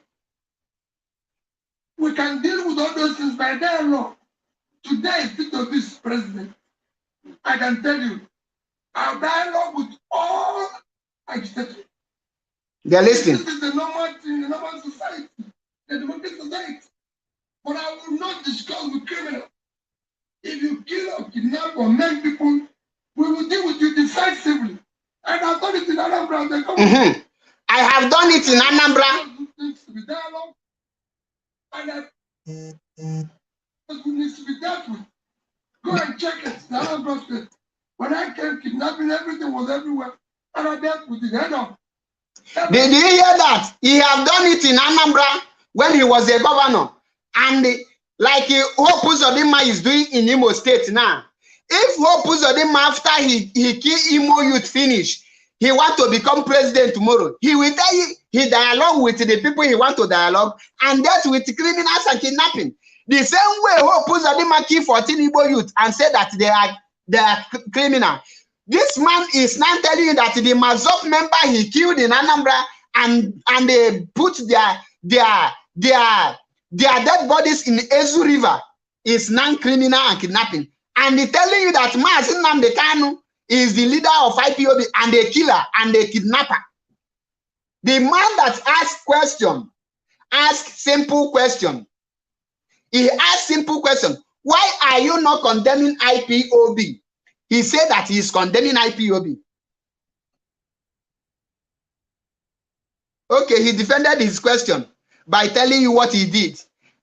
You see your life? May that kind of defend, may that thing that to Peter Obi, if the people Peter Obi killed in Anambra are agitators, let that killing happen in your family. Prince Kennedy, I am telling you this. That is how it rolls. Now, MHCM Hope Uzodinma did not kill Imo State. He killed kidnappers. You hear it? Can we please see the video from beginning to the end? Good morning. I'm greeting Mr. Obi. Yes, I'm one of the concerned northerners. I came from North, and we have a question, and I'm very happy that my call went through this morning. Yes, our concern is that, Peter Obi, when we are late, and I want you to just clarify something for us, that you have never in one time condemned the activity of IPOB. You have never condemned them. And sometimes if you are even speaking like you are trying to, justify their activities. So I just want you to come out and categorically tell us your position on IPOB. Whoever tells you that is not playing. And what I've always said is this, and I maintain that. One is that I've watched killings in the East and everything, and you cannot kill or do wrong things because you agitate. It is wrong, it's criminal. Any day, anytime I condemn it. On any form of, you cannot say you agitating and you're killing people. It is unacceptable. It is not acceptable. If you want to do what I'm saying, that when people talk about agitation, it is a different thing. We can deal with all those things by dialogue. Today, Peter is president. I can tell you, our dialogue with all agitators. This is the normal thing in the normal society, the democratic society. But I will not discuss with criminals. If you kill or kidnap or make people, we will deal with you decisively. And authority in Anambra, they come on. I dialogue with those who needs to be dialogued, and I dealt with those who needs to be dealt with. Go and check it. The Anambra State.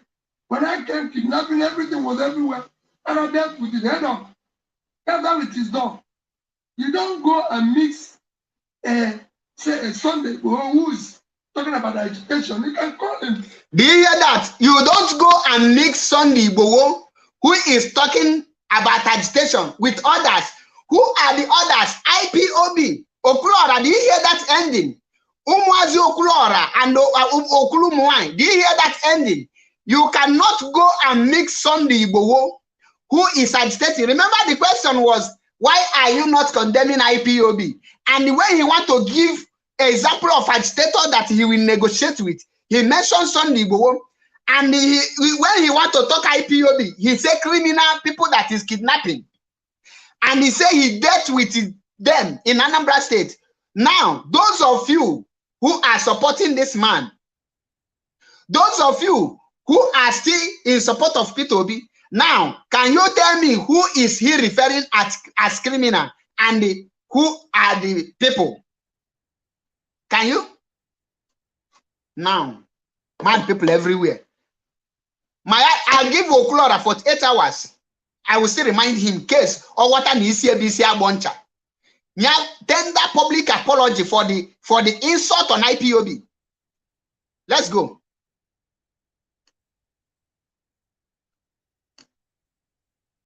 Abụ nwa Nnamdi Kanu.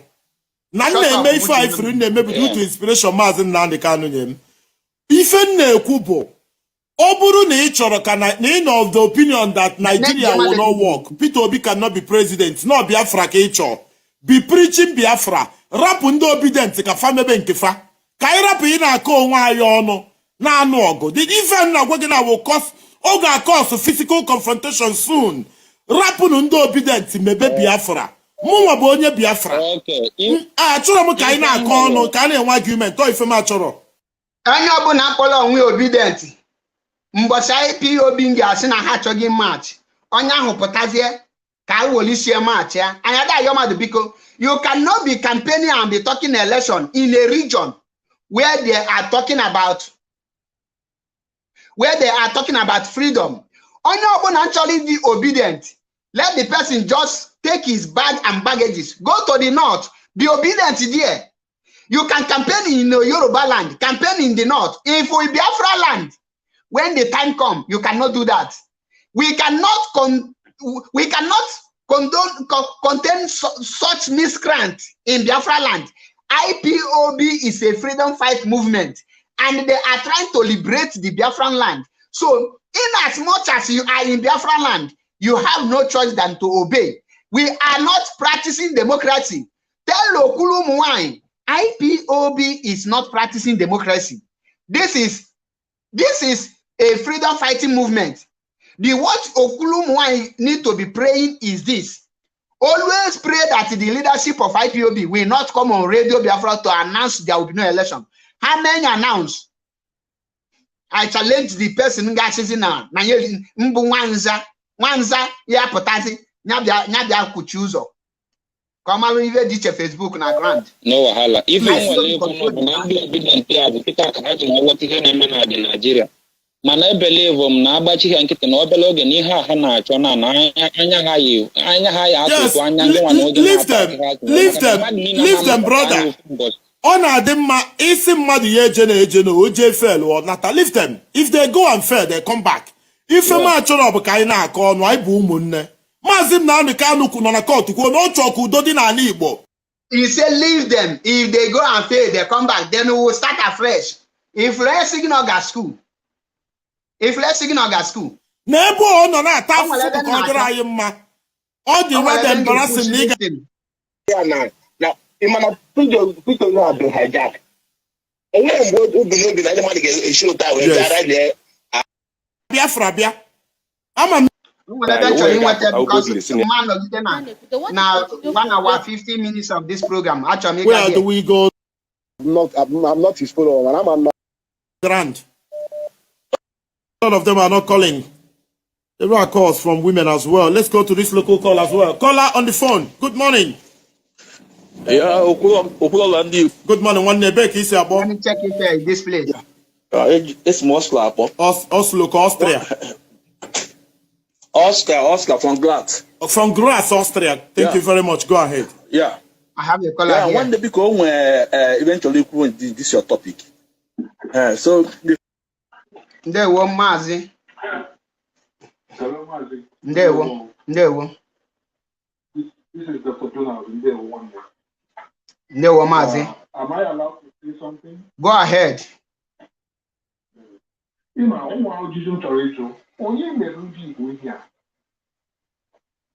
Why is it that we cannot work under one umbrella? Why do we have people who always turn around and sabotage and kick against an existing policy or agenda that we are focusing on? This okwuluora, what is the necessity for his broadcast? What is the need for his broadcast? Only to be heard? He shares most of us. He shares most of eziokwu, a lot of people.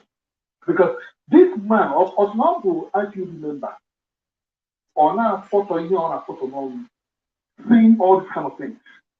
Why should an Igbo man, he may anything battle P2P, obedience? P2P and the issues only can okay. Only man or on our buying Niagara, Akwana Harvard, Cambridge, and all those things. Is P2P normal? Is he okay? Is he sane? Issues equally okay?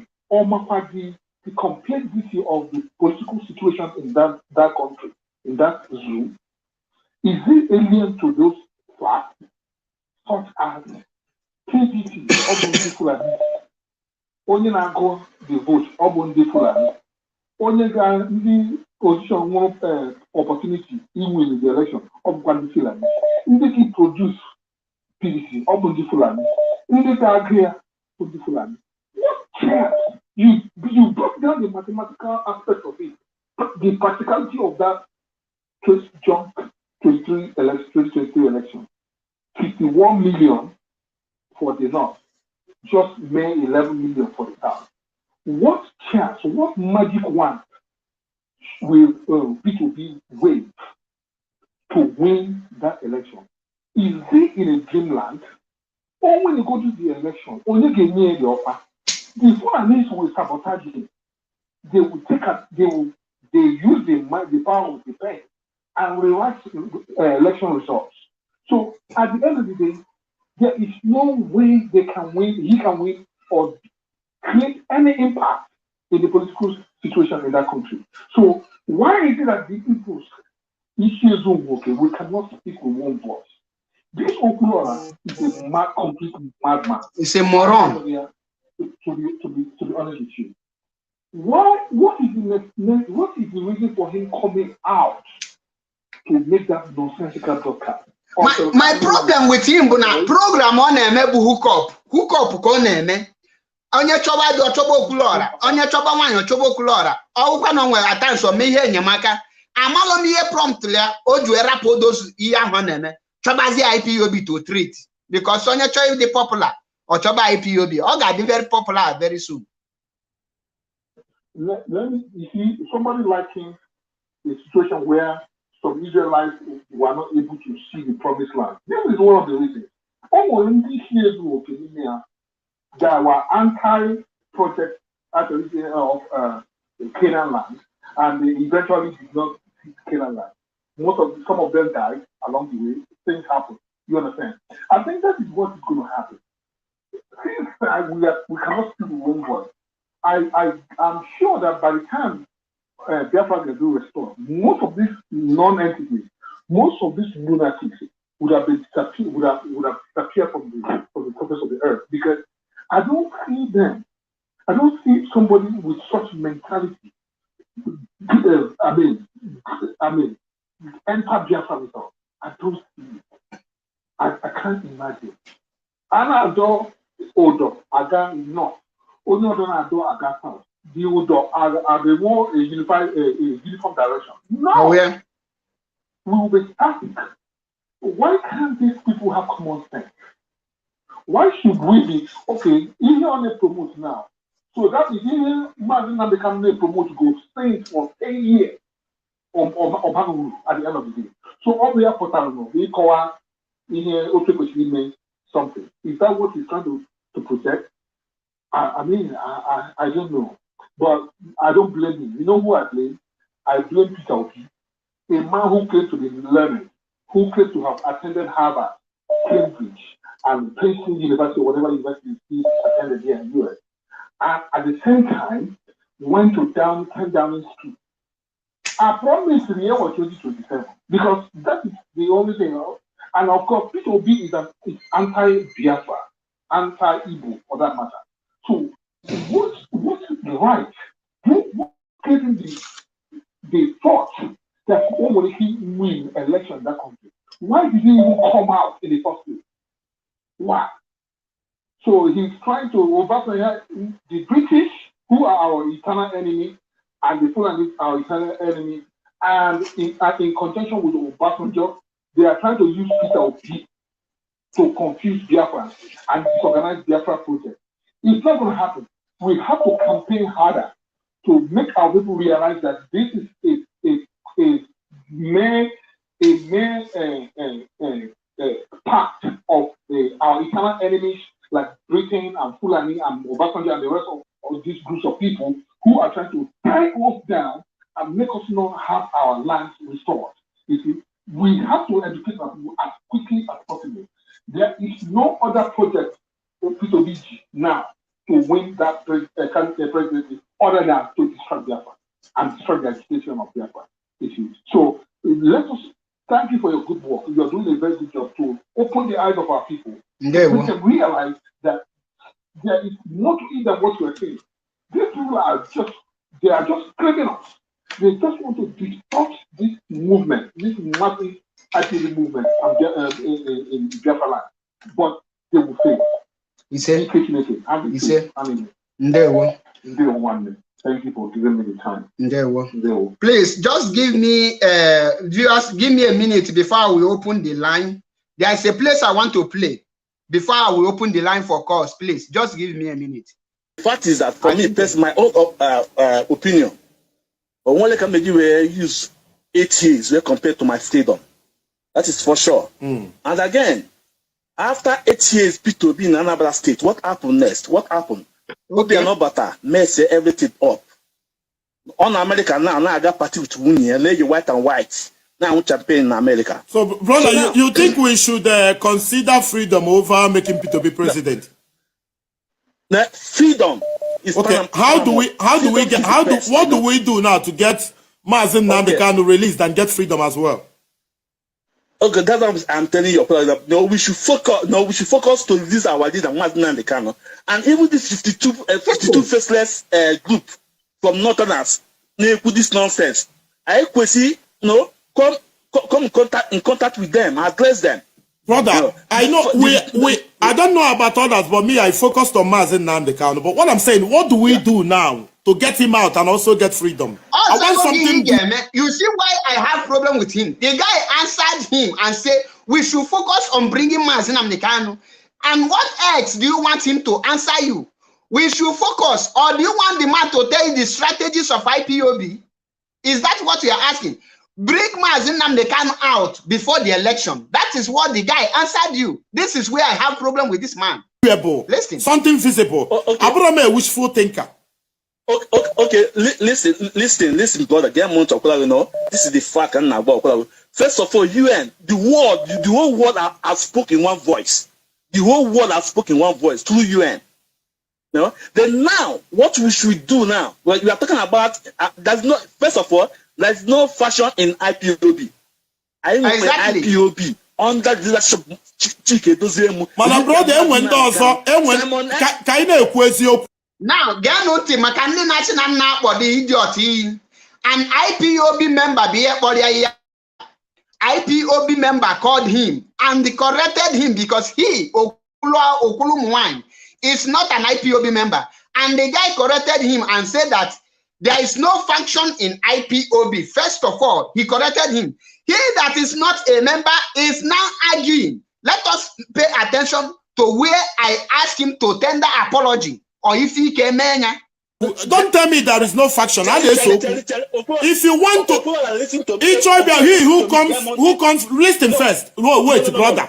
Wait, I cannot. You listen to me. This is where to unana for somebody. He is not an IPOB member. He know nothing about IPOB, and he is now trying to tell IPOB member. He is now trying to tell IPOB member how IPOB is functioning. He is not trying now to tell IPOB member who is IPOB. Listen. No, listen to me. We are having conversation. Okay. Onye na-abịa fe equity aka ya na-adị ọcha. Isi m na-enwero nkewa na ndị a na-ekwu ndị enwero tim ma na ị da-agwa ya eziokwu. Enwe Simon autopilot, enwe DOS. Ndị a nwere followers, ndị a nwere followers. A na-ọkwa post to picture nwaanyị gba ọtọ. Ya onye post to picture nwaanyị gba ọtọ. Ị na-asị m na Now, kunu ju afu e post nwaanyị picture nwaanyị gba ọtọ ọkwasịghị na ya bụ Okwuluora na ya na-ekwu eziokwu. At this point, ọ na ọmalozi ndị post nwaanyị gba ọtọ, ọ na ọmalo na onye post nwaanyị gba ọtọ is not a freedom fighter. Ọ malo na onye post nwaanyị gba ọtọ is Gumi of Idu, is a criminal. So I'm not saying not gas school and the malleable impersonation. Onye as not gas school. If we the place ndị mmadụ ga illiterate, because mgbe ahụ asị na enwe ndị na-try impersonate IPOB in faction. Let me explain this thing. In a faction, you have two leaders. IPOB have one leader, and any other person telling you is an IPOB, and is ask the person who is your leader. And I ask Okwuluora, have Mazi Nnamdi Kanu, who is a leader of IPOB, ever mentioned that he is a leader of autopilot?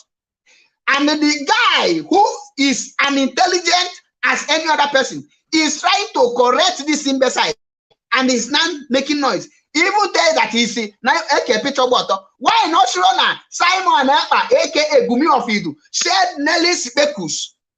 IPOB led by Mazi Nnamdi Kanu can never share a nude picture.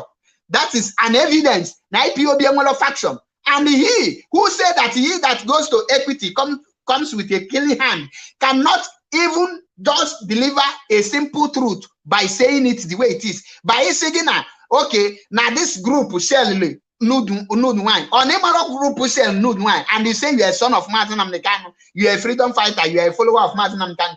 You see how you now cover the truth to disgrace yourself. This is a point you sold yourself. Can you listen here to the end? Okay, but Genti now Okwuluora Genti. Again in this BFF free struggle, anywhere Masop, anywhere BSG, anywhere another Zionist, maka freedom of Biafra. Simon with its own people. Yes, but it's not an IPOB under this of Mazi Nnamdi Kanu. So I don't keep divided that thing. I don't be Simon with IPOB leadership under leadership of Mazi Nnamdi Kanu. Even I didn't make him out. This is the truth.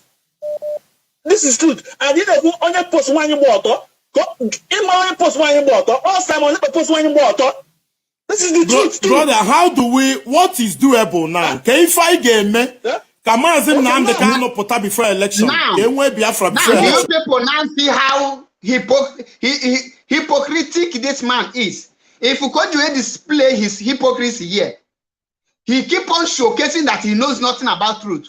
Now, after the guy now lecture him and say that in Biafra movement, I were Biafran and Zionist movement, I were that is a BZM, and were Biafra independent movement, BIM, and were Mazop, and were IPOB, and were Biafra Nation Guide, and were Biafra Nation League. Why that no Okwuluora all these are factions? If we ever people in that Okwuluora Gallo school, because Okwuluora is a different group and faction. When you say you have faction, meaning that Mazi Nnamdi Kanu is not the leader of the other faction, then Okwuluora, who is the leader? At that point, you don't have faction. Mazi Nnamdi Kanu is the leader of IPOB, and he has no competitor. And after IPOB, anything autopilot IPOB, those are what we call impersonation.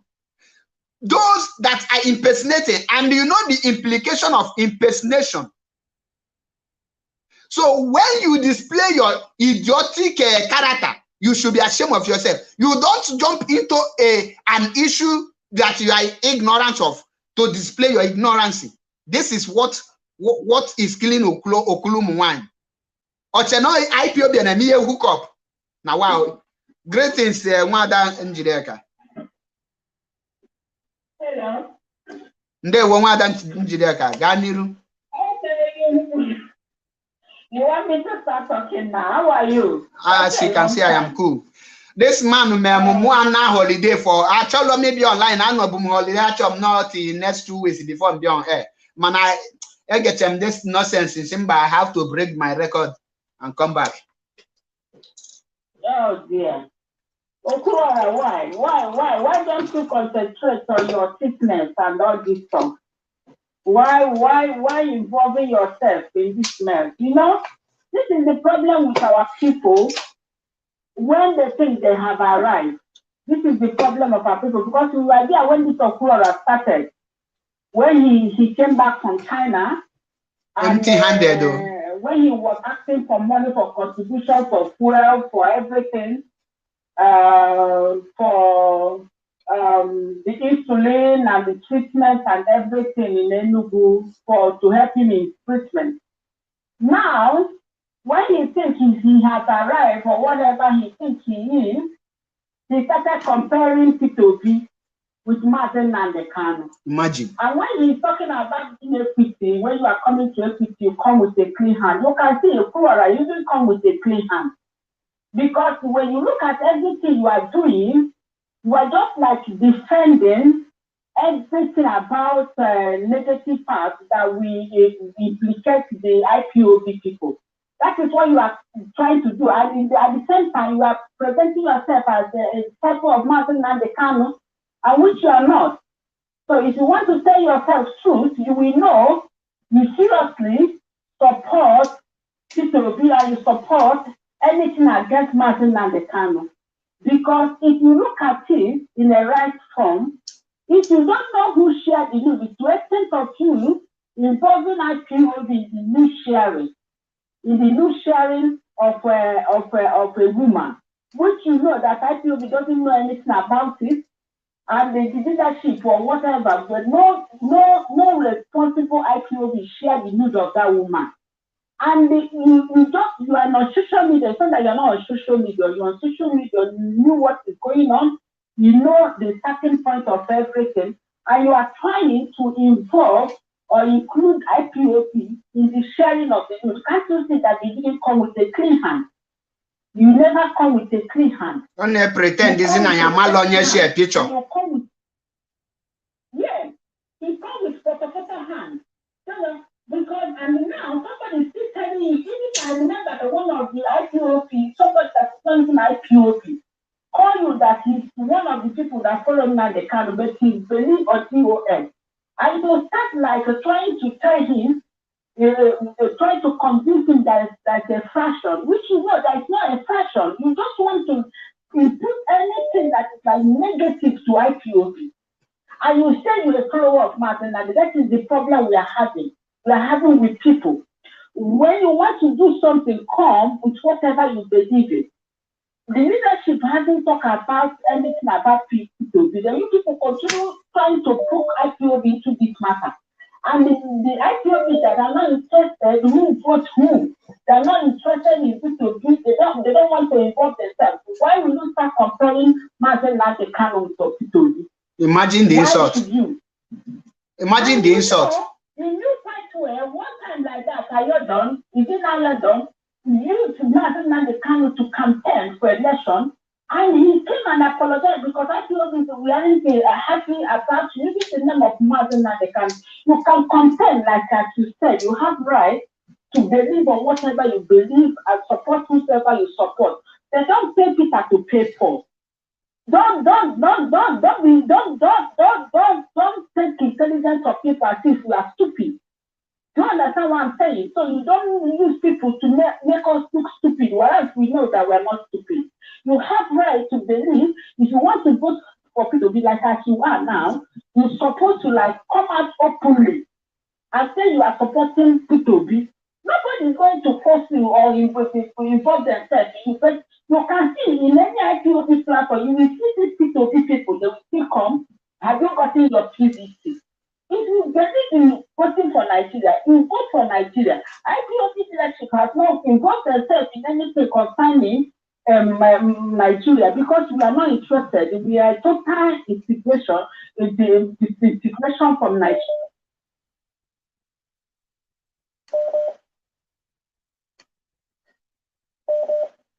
My sister, are you still there? I think her network is causing a problem. But it's not going to work in any form. So we never believe in one Nigeria. So you okwuluora, if you believe in one Nigeria, you go ahead in one Nigeria, but you don't have to integrate IPOB in playing, being a smart, which you know you are not smart. Why can't you continue with whatever you are doing? Because I remember when you started by whatever, begging money because you were ill, according to you. So you came down from China. So from there, maybe you started helping people based on whatever you of Nigeria. No, my sister, let me correct that area. He is not helping people. What he is doing when you are sick, sorry, I will not use it. When somebody is sick and they contacted him, he will raise fund for the person and collect percentage. So he is feeding himself because of the condition of Nigeria, and that is why he wants P2B to continue. Because if Biafra is restored today, people like Okwuluora will not be, they will lose, they will vanish. Because he is feeding through the sick people by collecting percentage. Anyone that is sick, he raises money, he collects his own percentage. That is how he eats. He don't have any shop, he don't have any business. And all the travel he is making people, he begs people for tickets. And somebody say, me, MAP, eziokwu, he is jealous of a beggar. Now, wow. Nobody's putting eye in whatever you're doing. Our problem now, why are you comparing Mazen Kanu with P2B? If you want to campaign for P2B, campaign for P2B, as you said, you don't cross at anybody's leg. You people are the one causing this problem because we never cross like as I am. I haven't told anybody, oh, don't get PVC or to get PVC, whatever that is going on. That is your fucking business. It's none of my business because I'm not interested in Nigeria. That can never be interested in Nigeria. And none of you that is even supporting P2B and asked P2B, why did you come to United Kingdom at number 10 Downing Street? And why did you come here at 10 Downing Street and you changed from PDP and become to Labour Party? Orphanage Party. We are not interested. Anyway, we are not interested. What we are interested is how is Mazen Kanu going to come out and how are we going to get Biafra? That is what we are interested in. You people continue poking us. It's just like you are poking us. You are poking us. You want the leadership to say something.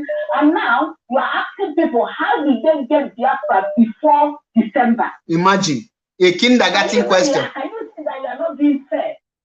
So when you are receiving insults, you are receiving, which you are entitled to, because you are entitled to all these insults that being given to you because you are crafted it. You're supposed to focus on whatever you are doing, which is none of our business. So you do whatever you want to do in your own way, which you are not interested. That you this Mazen Kanu, you never asked even P2B. Now people are asking you, telling you about P2B. P2B, you are saying, when did he say it? Send this thing for me. But you on Facebook, you on your you say you are intelligent. You follow everything. He only saw naked picture, but he don't see who he is campaigning for. You can see you are not fair. You people are the one causing all this problem. At the end of the day, you continue. You're just trying to look at what IPOB will say. This is how these people. My sister, please round up because I have a lot of calls coming in. You have started as Martin because the Martin and the canon now is like a brand. When you make mention of Martin and the canon, you climb quickly. So please, okwuluora, whatever you call yourself, we need apology because you don't have any right to compare P2B with Martin Nandekano. You don't have any right whatever. You have right to campaign whoever you want to campaign for. Nobody is stopping you. You have right to vote whoever you want to vote for. Nobody is stopping you. You have right to do whatever you want to do. Nobody is stopping you. But you don't have right to involve IPOB in what does not concern them. So, Mark, thank you very much. I think okwuluora will be hearing us because he's here, he's on Facebook, he's everywhere. So we need apology from him. He needs to come and apologize to IPOB for comparing and saying that we have fraction. And not somebody is telling them we don't have fraction. Is there any fraction in IPOB? We don't have any fraction. We are IPOB one family. So thank you very much, Mark. I will leave you in peace now. God bless you. I will be giving people 2 minutes to be speaking so that others can add their opinion. And I will start with this, our Reverend Sister. Let me start with Felix. Welcome to the program. Thank you. Good evening, my brother. Ndewo. In 2 minutes. In 2 minutes.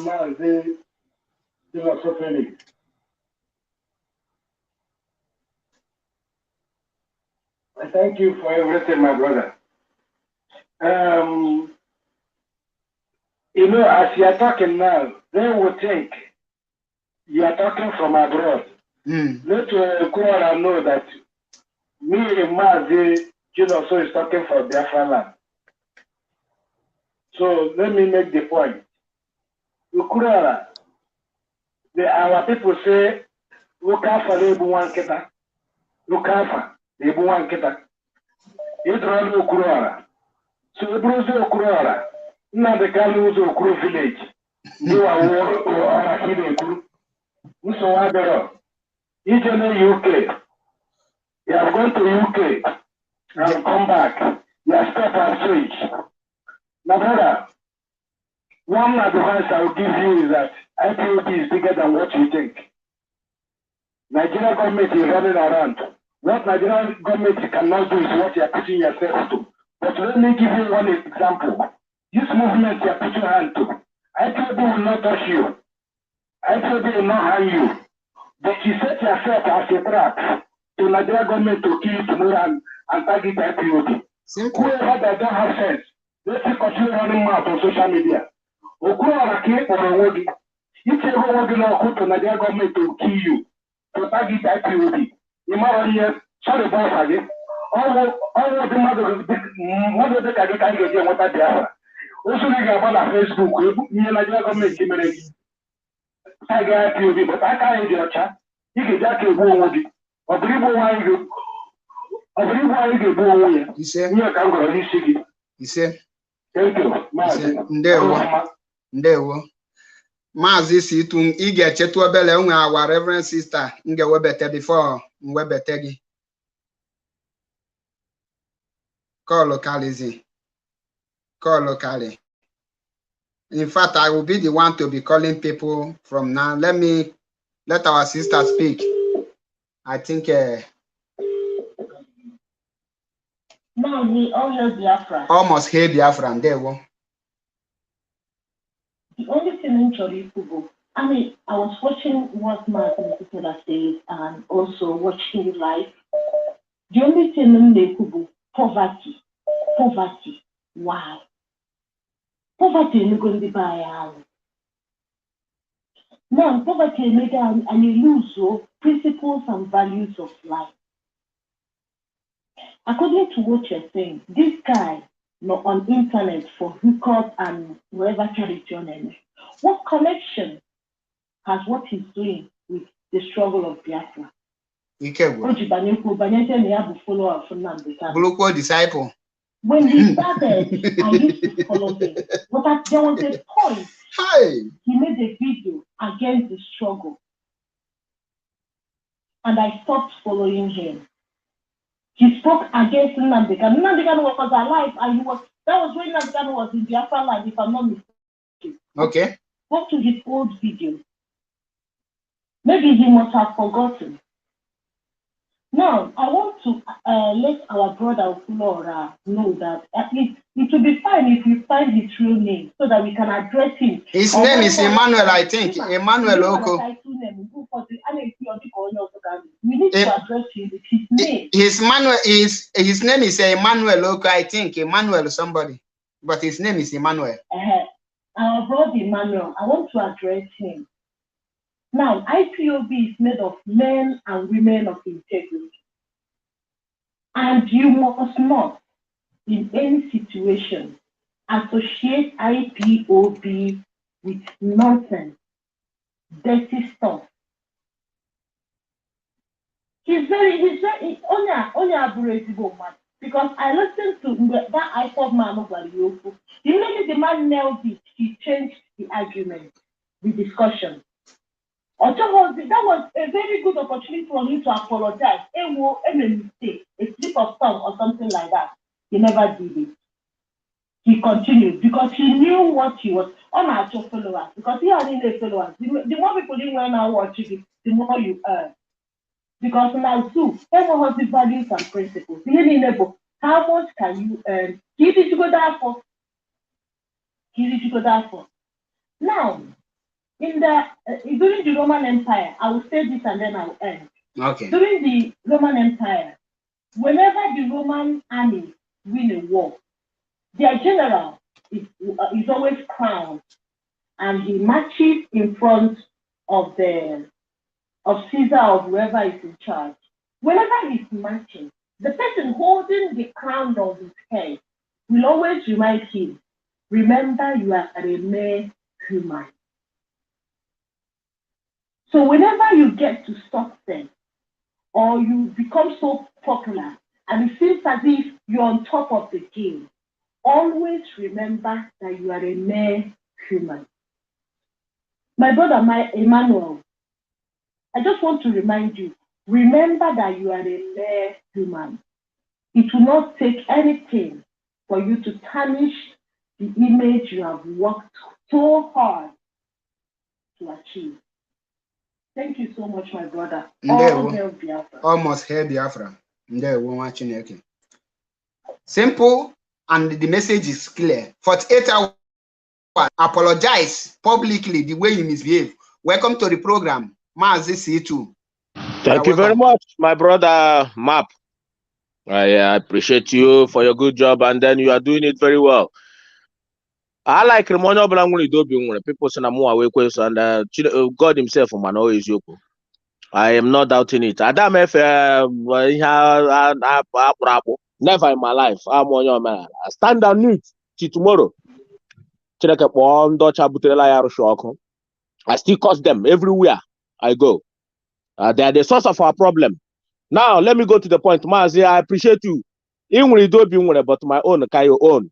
Because everybody my home will thank you for coming out and be doing it. This is what Mazi expects from you guys. Nobody don't take any praise from anybody, but you are doing your job. Mazi, the reason why I call here is number one chain is just to remind our people about Peter Obi. You know why I call? In the history of the North, the Northerners are the only people. In fact, Nigerians are the only people that are killing Igbo in millions, and we are still shishipling. Up to today, that is what pains me about our people. Now, Buhari says when he was alive, he says an attack to Boko Haram is an attack to the North. I'm not making it up. It's there for everybody to say. A recent one now. that he told the securities, do not kill Boko Haram or bandits. Even though if he captured them, do not kill them. Peter Obi heard the news. They had all this news, all these governors, they heard all this news. Is it not a shameful thing that a small boy, man, looking at that boy that called Peter Obi is not up to 20 years. A small boy called Peter Obi na Atagoro. Can't people so to Shaman on? He wants to become president. So therefore, he can talk anything against his own people. These are the problem. Boneji can agwa Zik. Pota eba hi na-eje ụzọ adịghị ya. Zik na akpụ isi ka orile. Akpụ isi ka egu. Look at the condition of ndị Igbo today. We are still asking that question. Boneji was asking Zik. Yalo, pota. This place in Aga, there is no road. Zik or Kwerekwe, you want to be Zik of Africa. We are seeing the repeat of Zik again. The worst part on our people don't read. He said, no wonder they took away history. We are seeing the repeat of Zik in P2B. Earlier now, we think it's a joke. He said he will repair Nigeria in 4 years. Now, how? Repairing Nigeria in 4 years will call Obrandi Igbo. Don't you people know? But let me tell you people something.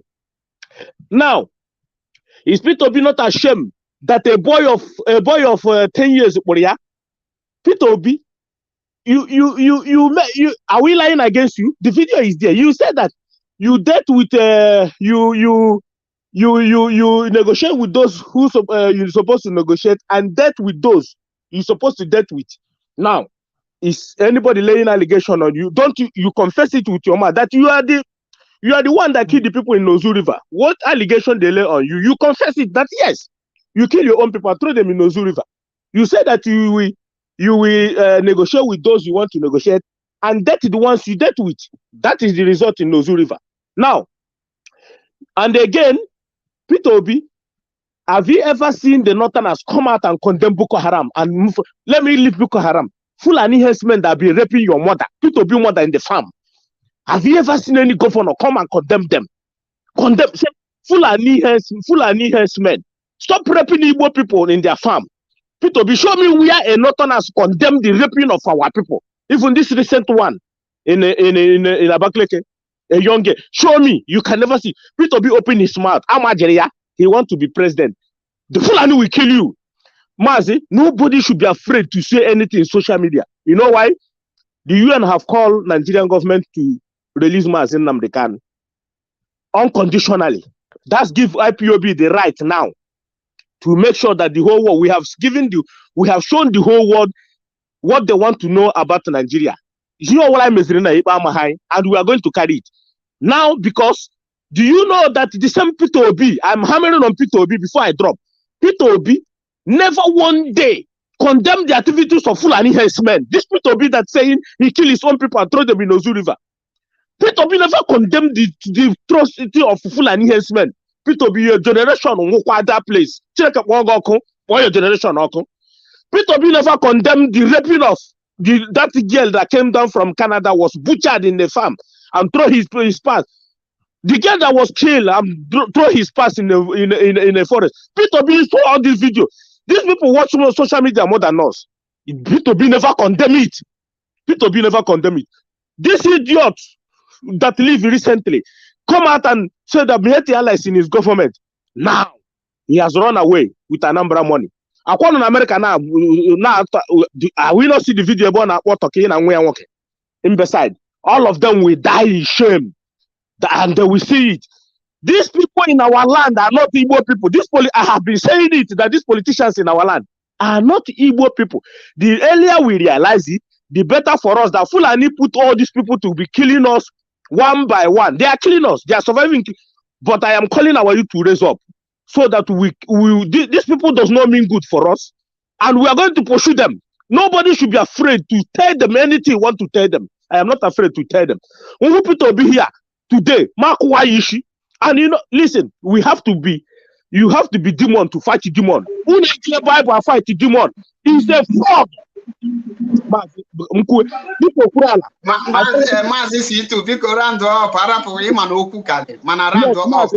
Because today, this Okwuluora now, my problem is let me 48 hours and Inge send alien a WhatsApp. Somebody send him the number here. Inge we are 48 hours. Call you listen or download the video. Inge send alien personally with my number on Yes. WhatsApp 48 hours to tender public apology.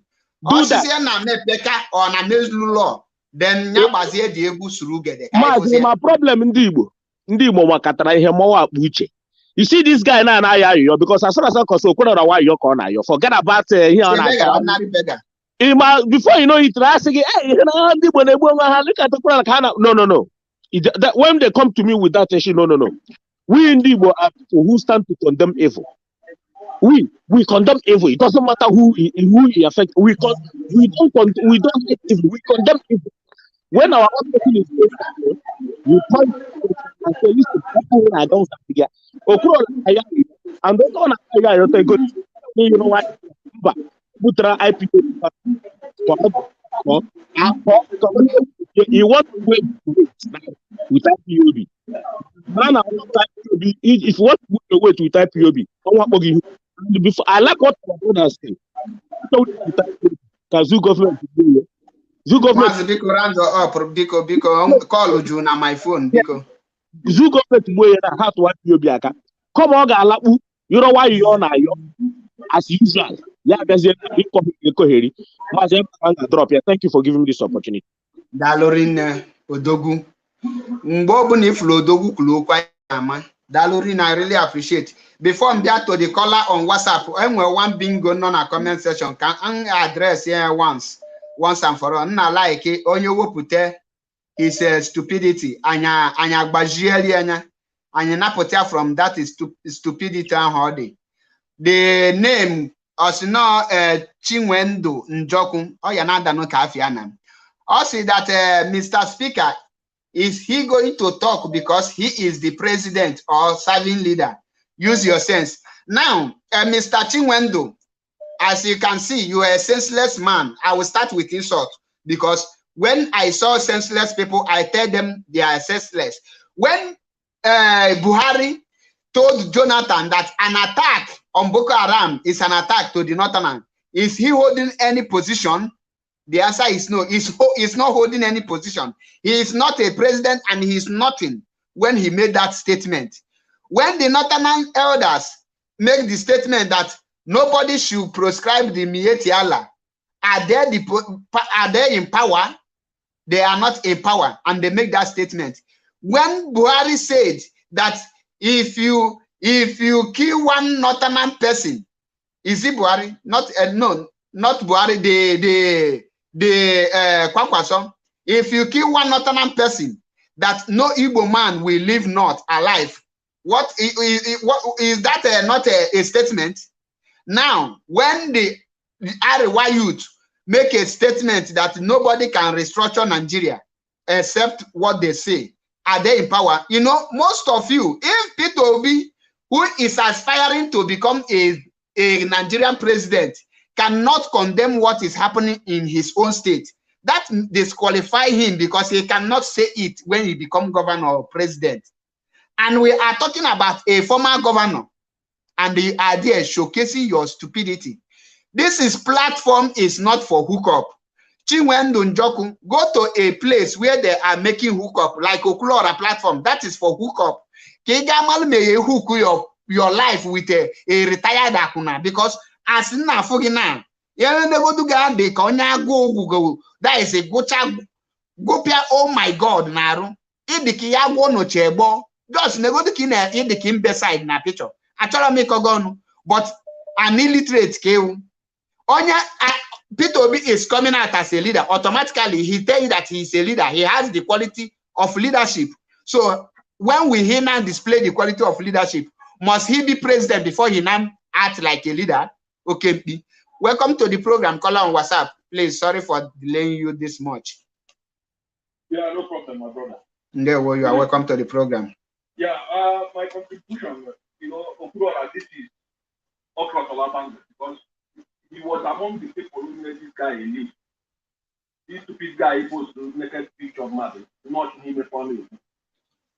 He was among. So now he is coming out to be attacking IPOB and Martin direct, opposing direct, as if he doesn't know what he's doing. I will give my own idea. Only IPOB that guy. I you got an apple you got on it. Over the honor. I stop reading that thing. Because these people be on a channel, he tell to IPOB, but one I take that in on IPOB. I can remember when people be only what did it be so she at this criminality. He started with the Abadi, he got one very alone man and the can, very man and the can. Okay. Depending on our body, on our all the IPOB, always leader of the IPOB people. They call that Martin, that's very hard. They know what they are doing. These people, I believe in the way you can't be doing election while Martin and the candidate. That is the only man not even after IPO, Martin and the candidate and Abadi, all other people who make this. No, but other people are criminals. Only other people are people who are just what you call is a criminal, is a stupid word. For every person now, a whole people who are group now buying high game. As I saw president, people for 8 years. I was that for my nigga, I got another people who apart from this criminality government. Colonial that was an imagine and I compare with half. But they know what they are doing. But this thing will not stop us or we in high shop. I will target the president, the president, this one was the first one that we started this trouble. So this is not our target. Our target is total integration from Nigeria. We don't have anything to do with their election. So you should take caution of whatever he's doing. That's my contribution, my brother. Now, okwuluora, let me repeat. Emana, I know like this. And when they got charged, and then they're saying, don't mind them. Don't mind them. In 48 hours to tender public apology to IPOB. 48 hours. 48 hours. Ndewo. Ndewo, Machineke. Ndewo, Machineke. Go on here. Okwuluora ogosi anyị onye ọ bụ ọtla mụ a na-ekwu ana m asụpọtụ ya n'ihe onye ọ na-eme mụ a personally na-eboro onye ego personally ọ na-awa ụgbaji ụdọrọ ọ bịa na my inbox jere n'ihe mboro onye ego millions of naira I'm talking about with the receipt if he has it. So I'm not speaking out of bitterness because some of them they got put on online and I'm not saying I'm hate to them again. So to tell you that I'm a very supporter of what he's doing. But that is very, very disappointed as it is now. A minimum friend, a minimum follow. I don't care. Anybody will have to then if again he help our freedom with the politics of Nigeria, the person is an enemy of what we are doing. I have followed him up to know that it's inconsequential and we don't do with people that inconsistency. His inconsistency is too much. You cannot be saying that you support Martin and you are sitting on the fence. It can never be that way. If you are not an IPOB core member, you are not at all. So when I put freedom together tomorrow, I put on one guy representing I equal the whole side to one Nigeria. Tomorrow, Yamoeka is 8 years. I have to say in the heaven. People will never take us serious. When in Nigeria today, when the Nigeria government and the whole world did not do IPOB with us today because of our consistency, we don't change. Our pattern is the same. We are not bribable. And why we receive Martin and the Kalu today, we respect him is because of he is not bribable. So let people stop paying attention. Anybody who an IPOB member is Diego, Okwuluora name, when Matano Okwuluora, or why you connect with the bank. On a series in the bank, Nigeria go, and the bank way sense we are many of us to the go level. Give your with the sympathy. I'm Monia, I'm with online giveaway. You know, matter how we handle them within the bank. So everybody should be careful. I was on the floor, always politics corner that's enough. You're like, oh, we have in the buying a difficulty here. We always go mad or you can go America and then many people because you can't, because I've seen that all is off on the show this time. Let me just not talk too much anyway. I just want to make our people they got put online in the nonsense. Come on now, we need a full supporter of the world, and that is very, very disappointed. And then you I hope you remember the year go to the storm. Exactly. Ndewo Machineke. Ndewo. Dalorine. Can you get up yanti because iwe mbona ana correct the ewu When imagine no can die IPOB Malife. What now? What is doable now? Now you don't know. Only the people must come to the DOS. We should follow them. Look at you and your we should follow it up. I like when people be. Now, get note. Una for this guy in Aguyokuna. Now we are everything impure. Mana Ijigosi Nonya was sent by Nigerian government. Ocho Kaglia strategy IPOB they use. Like Pitobi. Brother, I follow. Brother, asking the K strategy, K find them, Oburi follow mother. Nda high they follow K on ground. Okay. You know the question. K fed on ground. That is where the strategies and what IPOB is planning. Go when we can go deliver alun descend there. Go well deliver. The guy Agwagogi na mazinam the can wendo dose DOS as a government. Because many people are malon na DOS is a government. Mazinam can drop these people say, oh yeah, anytime continue with this movement. This is how you do it. You are the people that will take it from here to here. Now, on that, the secret. In case many of you are the strategy IPOB usually use with free so that the federal government will block it. Onya is a very cunning man. Be careful of all this. And when if this man, Emmanuel, Ugo Baby, and Skibo, Nkano and Neme Comedy, be careful of these people. They are more evil than Hope. They are more evil than if Skibo the more dangerous than Hope. Forget Nana be me Hochi. We know them when we see them. And Marie Madam Malukonya Naga. You get Skibo now, Obama Zinam de Kanu. They are just calling Mazinam Kan to grow their platform. Finish. We have caller on WhatsApp. Sorry for keeping you waiting.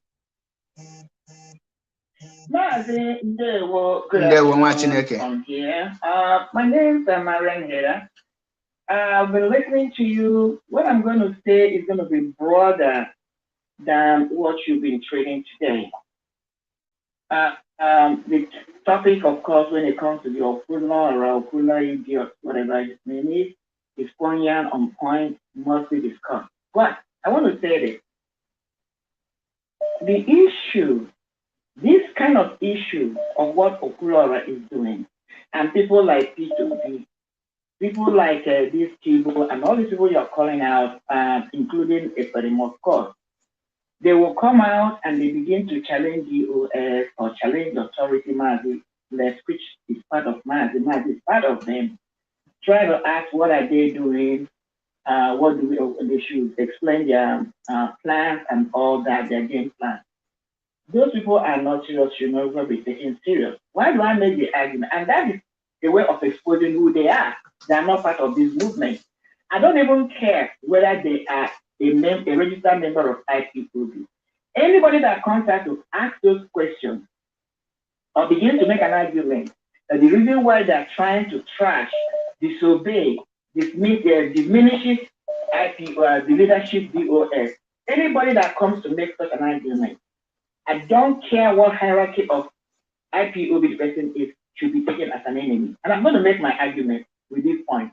One, IPOB leadership was set up by Mazi Nnamdi Kanu. Because I hear all this with saying, everybody loves Mazi Nnamdi Kanu. Everybody loves Mazi Nnamdi. They invoke his name because it's what is trending right now. Okay, people want to use him to as a brand name to get whatever they want to get. Irrespective, they don't give a hoot about him. So now, Mazi did not organize DOS on a whim. He gave a full thought, thorough thought. This is investigation. This is what I believe. Because as they claim that Mazi is smart, which I agree, he's a critical thinker, which I agree, he's divinely set up for this project, which I agree totally, he couldn't have picked this individual just by mere emotion or on a whim or for trivial reasons. This was a seriously thought issue before he unpicked them and gave them each one their position, which he truly believes they are capable of handling. So we must get this argument and get this understanding out there, because Once you understand it, you don't have to like any one of them to follow the direction, to follow the instructions, because when you're following what Mazi has set in place, which is the DOS, you are following Mazi in his absence or in his presence. Because even Mazi Nnamdi follow the decision of DOS. What do I mean? DOS and Mazi Nnamdi, they get together, make a decision. The only thing that when they have reached a consensus, Mazi will be the one to put the final stamp on it, which is his signature. Exactly. Mazi Edozie is doing now. It's called power of attorney, which has been handed over to Mazi Edozie. So now, let me get back to get really to the main call, why I'm calling this, why I'm making this call. Why I'm making this call is that I have been paying attention. You ask yourself, like the argument some of us have been making, why is it that somebody like Kwanko, so somebody like, even that El-Rufai, there was something I saw. He said the other time that if you touch any of this Boko Haram, these are people maiming people, killing people, terrorists, renowned and world acclaimed terrorists. But if you hurt any one of them, you have hurt the whole of Northerners, and they will come after you. We do not forget. The any Fulani that is killed will always remember. Buhari has made such a statement. Kwanko has made such a statement. All of them, boldly on social media, they don't hide it. Even Gumi himself. But our people find it difficult to even call out the truth. It doesn't matter. They don't have to support IPOB. They say that something wrong is wrong. Killing of our youth is wrong. You don't kill them. Bring them through the judicial system if you think they're criminals. The reason is this, because I've been thinking about this for some time. Fulanis have been in conquest. Fulanis have been fighting their way for years to conquer or to be in a position where they are today. Remember, they really don't have a place they can call their land. But look at what has happened to the indigenous people, including us.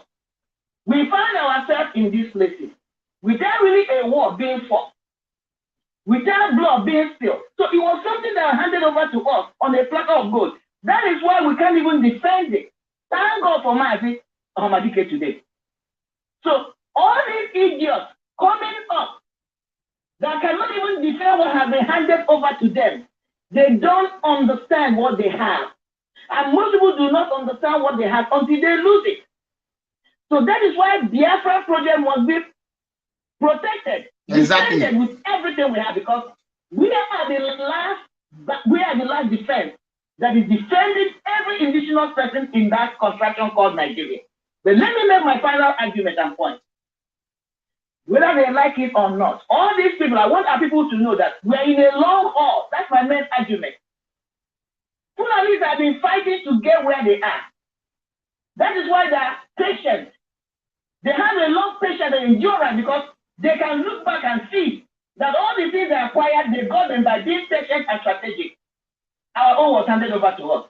So I want our people to know that this project we have is not something anybody can tell you when it's going to come. Nobody can tell you. Even Mazi will never tell you it's going to come today or tomorrow. The only thing that is certain, and I'm reiterating that and I'm saying that again, is Mazi is going to come out. Go and write it down.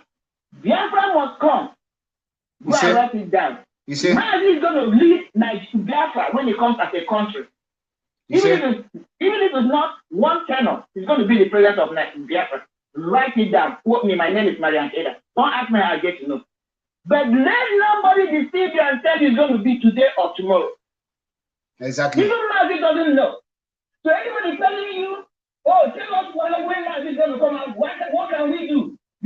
For Mazi to come out before Christmas or before election, don't pay attention. Anybody telling you that Biafra is going to come, do not pay attention.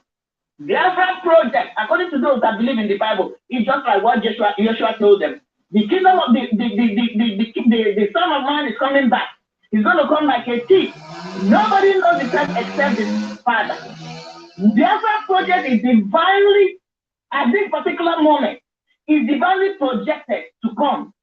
It's going to come, but nobody knows the time, when, except Chukwuokike Abiyama. The same thing with Mazi Ahmadike. He's going to come out. He's going to come out in good health, alive, in one entity. Exactly. And he's going to lead us.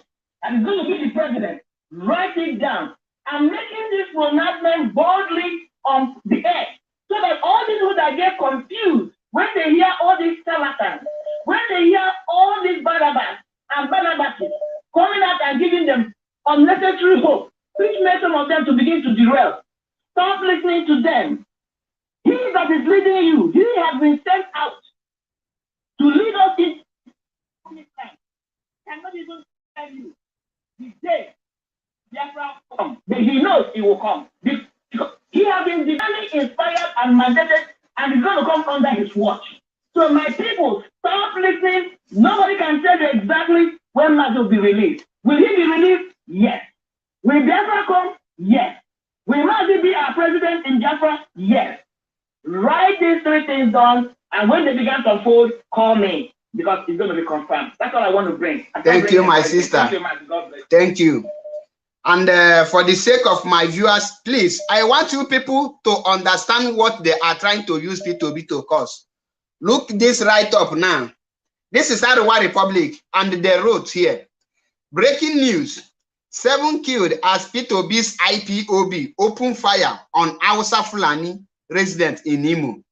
The Imo State Police Command has confirmed the killing of 7 Northerners by members of the indigenous people of Biafra, IPOB, in the Orogwe area of the state.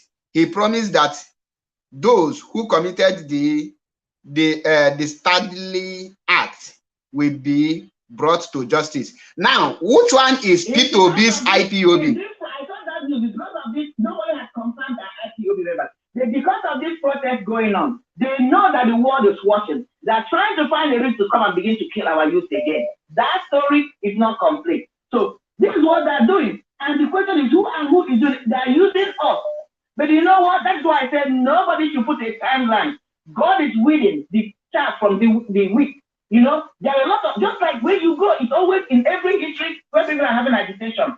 A lot of people that are coming up are not part of this equation, and they must be weeded out. That is why there should be no timeline. And Mazi knows that. Mazi knows that. He knows that Biafra must come. He knows he must be released. And he knows that he's going to lead us. He's going to rule us for some time. I don't know how long it's going to be. So what I'm trying to say is that all these our so-called people, and another thing that let's stop every time saying they are Fulani people. Oh, they are Fulani, that were pregnanted by Fulani people. No.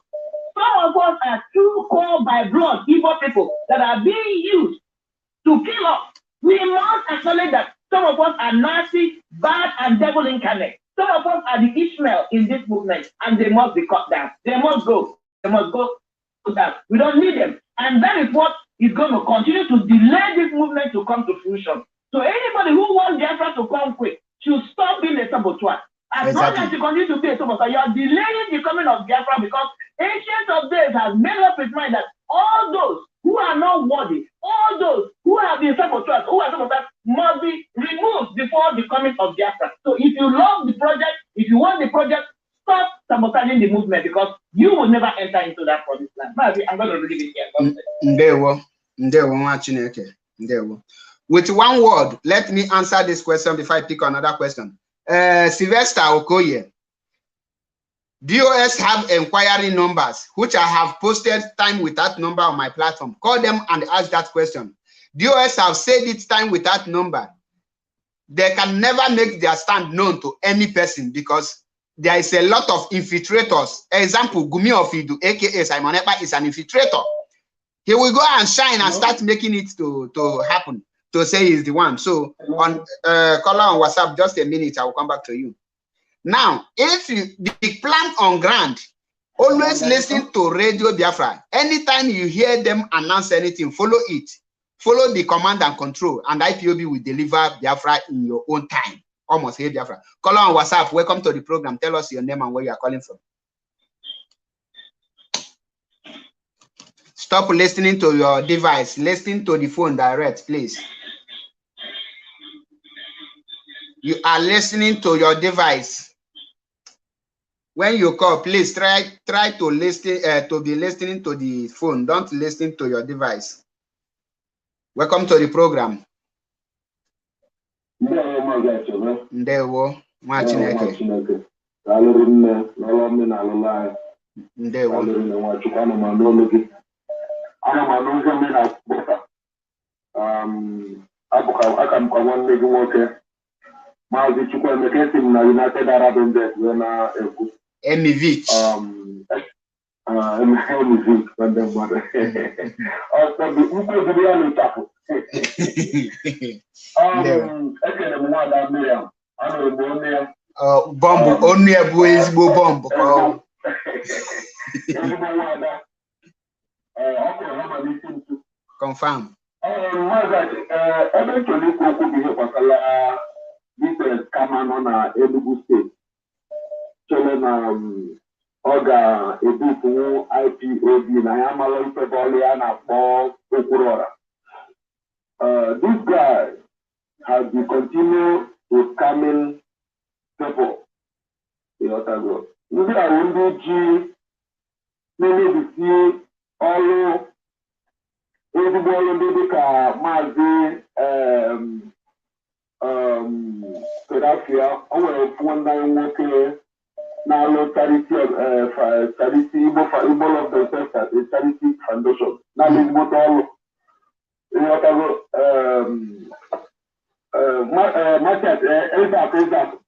Matthias Ezak bụ ndị ji afa dị igwe ndị mmadụ were na-emebisi ụdọlọma nwanne anyị nwoke a na-alụ mana anyị mara nke ọma na nwanne anyị nwoke Ezak nwere aka ọrụ pụkwala nnukwu mmadụ onye nwere obi mmadụ dọpụtagoro ọtụtụ ndị mmadụ n'ala be anyị ife dị na-ekwu okwu m na-ekwu bụ ka ndị be anyị mara na Okwuluora bụ onye oshi ka ọ confirm criminal Okwuluora na-arụrụ Nigeria gọọmenti ọrụ ọ chọrọ ịmata strategy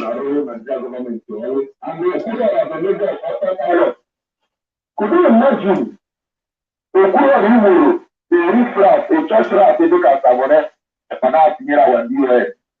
Could you imagine that?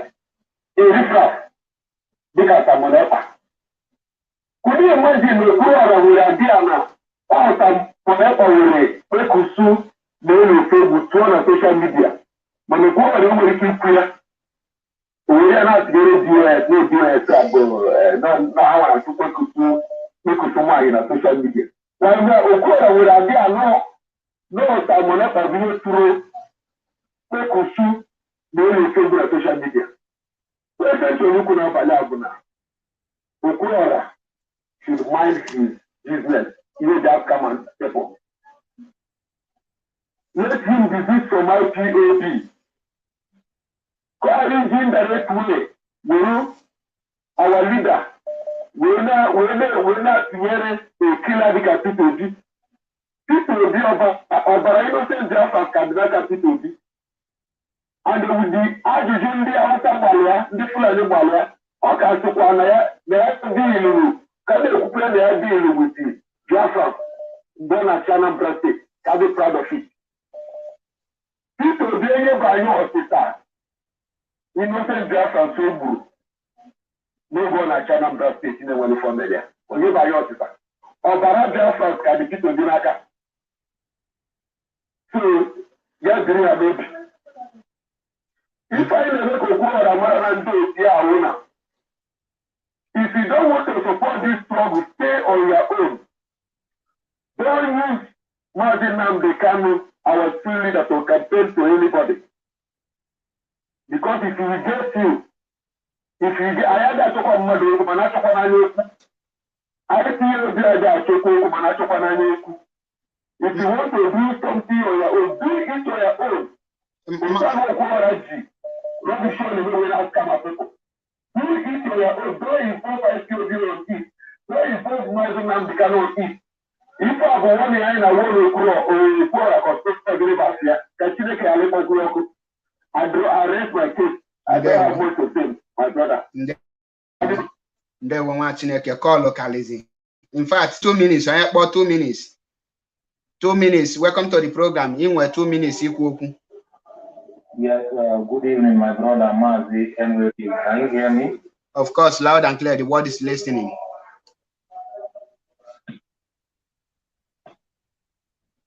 Go ahead, you have 2 minutes.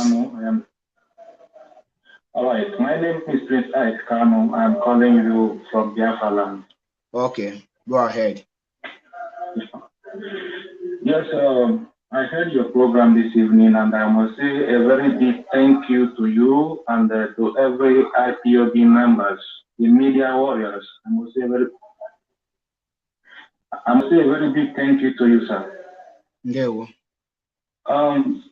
Secondly, I want to dwell on a very simple issue this night, and I must be very, very brief. Biafrans worldwide, lovers of freedom, the indigenous people of Biafra, I must say congratulations to all of you. You see, we have come a very long way in this journey, and I know it will be very, very, very, very disastrous for we to back down. I listened to that particular program of okwuluora handled, that was the day for yesterday, and I tried to call him, but the call was too much. I couldn't call him, and I have wrote him personally on his WhatsApp number, trying to correct him on those mistakes he made. I may call it mistake because that was the first time he handled such program. No. That is not the first one. Okay. That is the one I have seen. That is the second one I am seeing. Okay. I stand to be corrected. Thank you. So if you are born to do this struggle, as Mazinam Kanu rightly said before he was abducted, you must be very, very high in spirit and very, very strategic in your movement and your calculation. You see, there are a lot of deceivers out there. I'm talking to Biafrans on the ground. Like me, I am on the ground, and I will never give up on this project, even if I'm being killed. So our children, our youth, our young boys, and our young girls must be very, very alert and very, very high in spirit, because a lot of deceivers are out there to deceive all of you. And if we fail this time around, I don't think we can get it right again. I am not a big man, I'm not a rich man, but I don't think there is any amount of money somebody will give me today to back down from this project. I am calling on Igbo youth, I am calling on every Biafran youth, home and abroad, to be very, very vigilant, because our enemies are in our midst. You must be very careful to any program you listen to. And if you are listening to any kind of program, you must be very, very conscious. Because some of us are very, very emotional. Some of us are very, very gullible. Some of us are not sensitive in spirit. They can fall at any time, not people like us. If you like, you can come with any kind of magic or any kind of strategy. We are there for you. So I hang on here, and I must pray for Mazinam Kanu, wherever he is right now. I know that God has been protecting him, and he will continue to protect him till he comes out and lead us to the promised land. Thank you very much, my brother. I hang on here. Mazi Ebube, you are welcome to the program. You have 2 minutes. You have been trying to come in from the beginning, but all to no avail. Nwa Chineke daalụ ọrụ nwanne m, daalụ ọrụ onye nwaanyị gbaa gị ume, Chukwu okike abịa ma gozie gị. Nna m ịmago netwọk zoo na anyị na ife na-eme saịdị ya. So ike m chọrọ itinye onu m na eji onumike apụta midia based on ife netwọk a ọ na nke tata m chọrọ itinye onu m n'ife anụ ọfịa anụnwa maka onye ahụ abụghị mmadụ. Anyị nwee dresị ya ka mmadụ dị ime nnukwu mistake.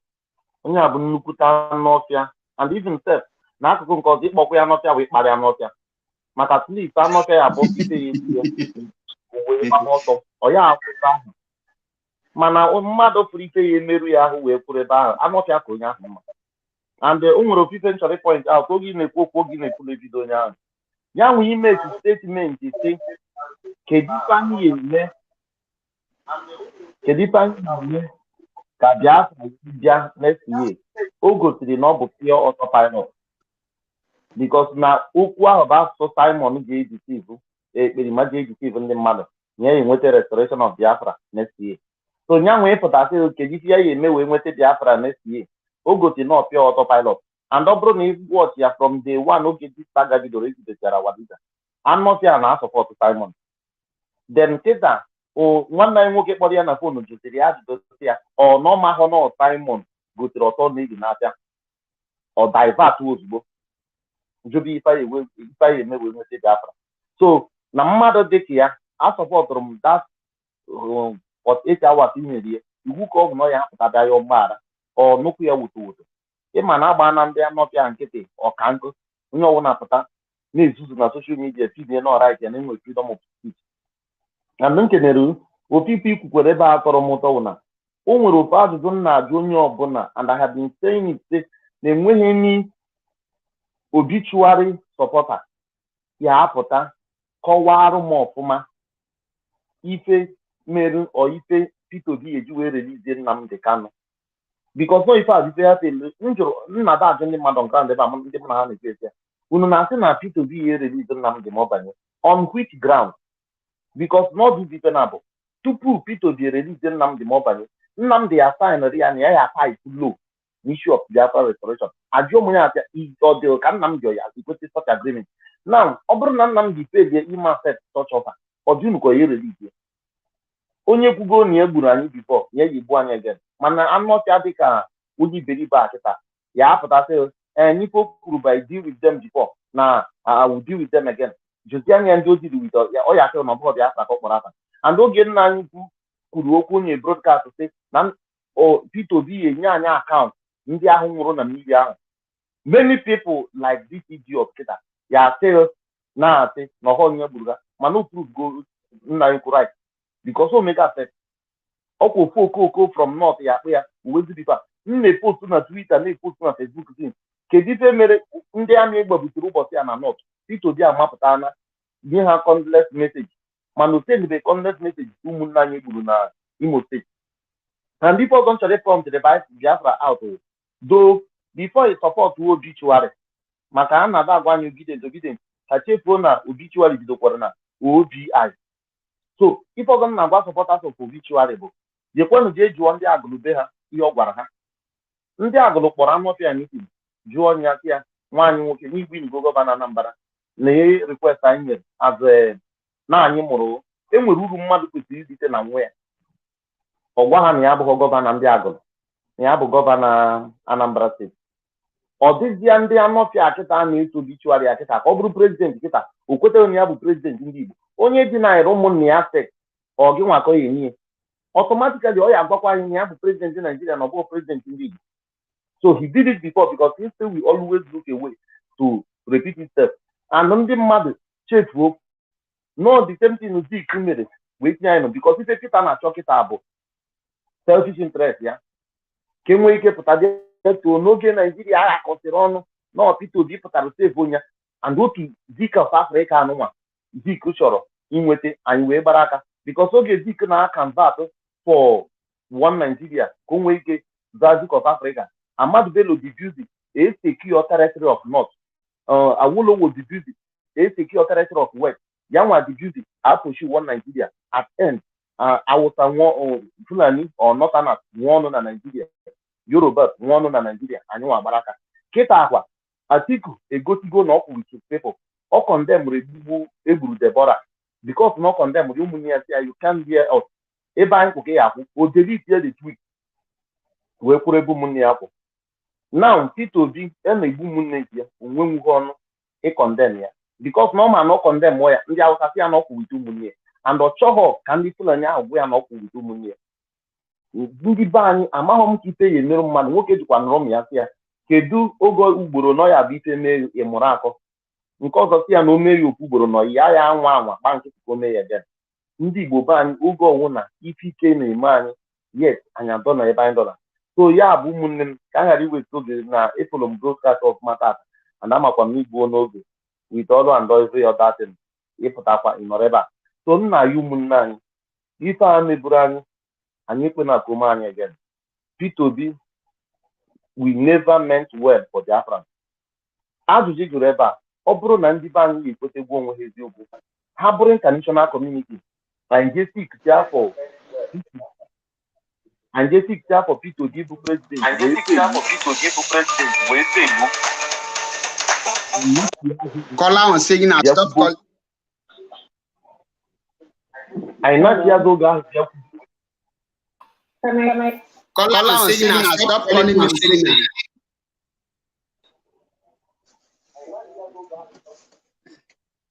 Okay, so I not hear go to this room. How bring you want international community? Kedu ki esi we far. And this one about the joke that John we have. Manu ya wona na-eti obituary. P2B is a disaster to the Afghan Congo. P2B is a disaster to Mazi the Afghan Ebube, movement. biko round up, P2B is biko. a disaster to Martin Nnamdi Kanu.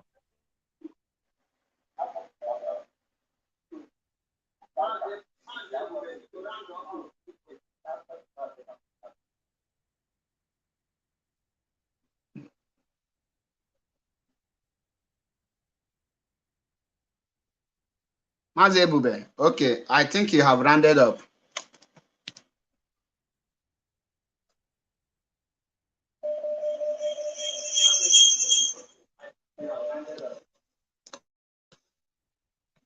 Now, Mazi. Go ahead. My voice and apotakwa of ma. Yes. Okay. Just three things I want to make. I don't want to waste much time.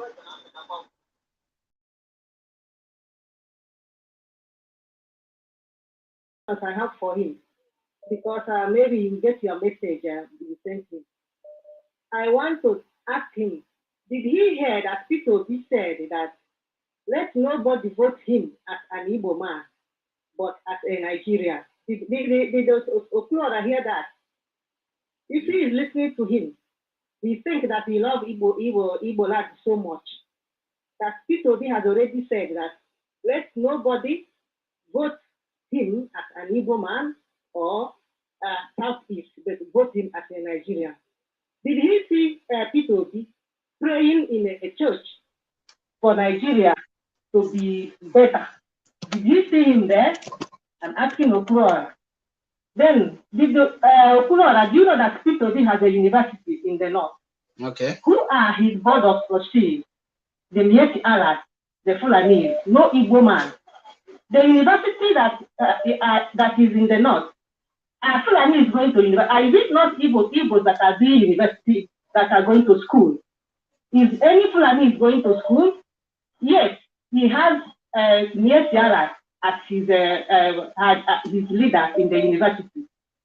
I asked Okwuluora again, when he came for a murder, kidnap one of our brothers in England, did the P2B say anything about it? Instead, he jumped out to sympathize with Ike for the murder. He never sympathized with the family of our brother or a sister that Ike for the murder to London.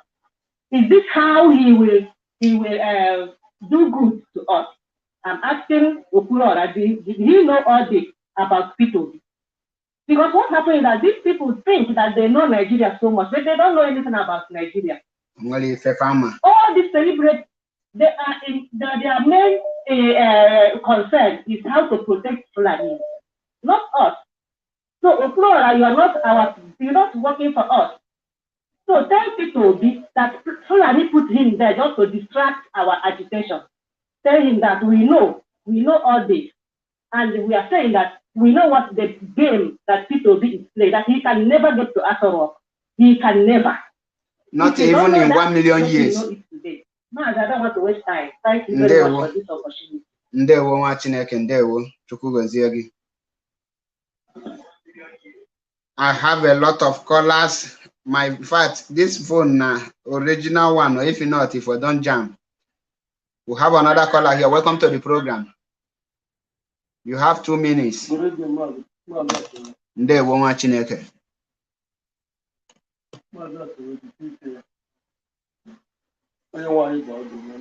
He said, Dalo.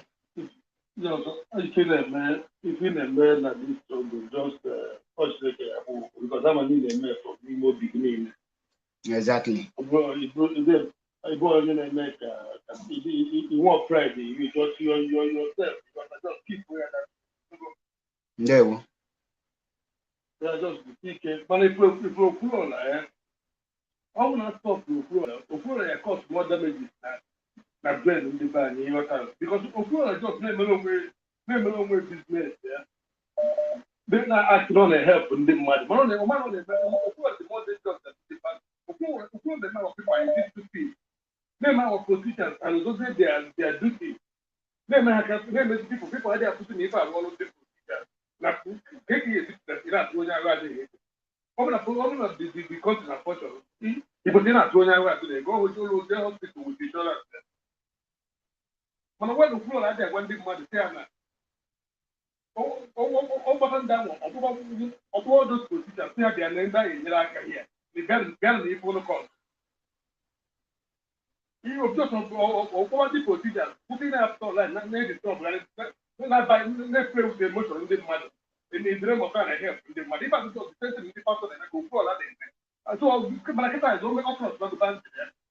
By SCB, we don't talk about okay, who works out or say, oh, the best way. Now they can tell my mother, now they can tell, oh, mother, now they can answer that. It's not the one month. Because there are people, the stupid, some people, the stupid, everybody is stupid. On the period of me, you only are the more dangerous than in the past. Because when people are not the more lazy, not the more stupid. Everybody from that individual being there, because there's no government problem. Can you know why people now? Everybody is this fault, this struggle. And I focus struggle. I think when I made for his own personal game, because just very people when can that say more the stupid? Somebody more they can do more the stupid. Exactly. I think won't hate anybody. Even if I betterment of good government. On not according. That is this stop with Okwuluora, before cost no more problem. Ndewo. Somebody wrote here, Rising Sun. Skibo has already cut and they post this broadcast. Let him cut and post it. I give Okwuluora 48 hours to tender apology. And by then, and I want to send this warning to Skibo. What Skibo na omo abu MAP eziokwu bundo. Abulom Lizzy Chimamanda wine on a ballon paka. All like ya ime ye ka nwoke nya nwa ofi odaizi ngbe that na mabuho wine. Nya pike nya court onya put onya de nya na irum ofuma omo abu MAP anara ma hide irum. Nwoke na ibiara bu n'okwu onu. And any person nsi na nya bulugo mgbara ogbugbachileri ebe IPOB no nya ma aka ka ifunanya. Because I am not here. How many people who go na this struggle? It's an IPOB comedy section. Or do you think we don't have life to enjoy? Many of us cannot come to Nigeria today because of this movement. And the high natural Biafra in a good life. And the China in a hookup or a comedy. One day can go in Kebezoku. Okay, at this point, and yada fuziru madu. Because of na IPOB, Jinwayo na pamper people, let peace reign. Many saboteur. When IPOB will march, Blue saboteur, you will, all those of you that want to trade, because you know IPOB, we are Mazinamkan is known for peace and love. That is why AG boy console. That's why AG Babuan anyhow, because anytime nature in our your house. Once in anything, but those people that call themselves IPOB cannot come and flex their life. Then what has each create content. It will and IPOB create a content. That time have come and gone. If you IPOB create anyhow content, IPOB create your own content with your own life. IPOB was now that stage.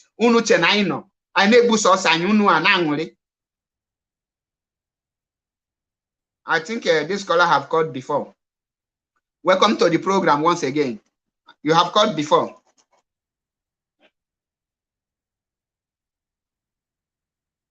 Hello. Welcome to the program. Tell us your name and where you are calling from. Okay, my name is Anthony. I am calling from Dubai. Ndewo. But it's sounding different from what is going on.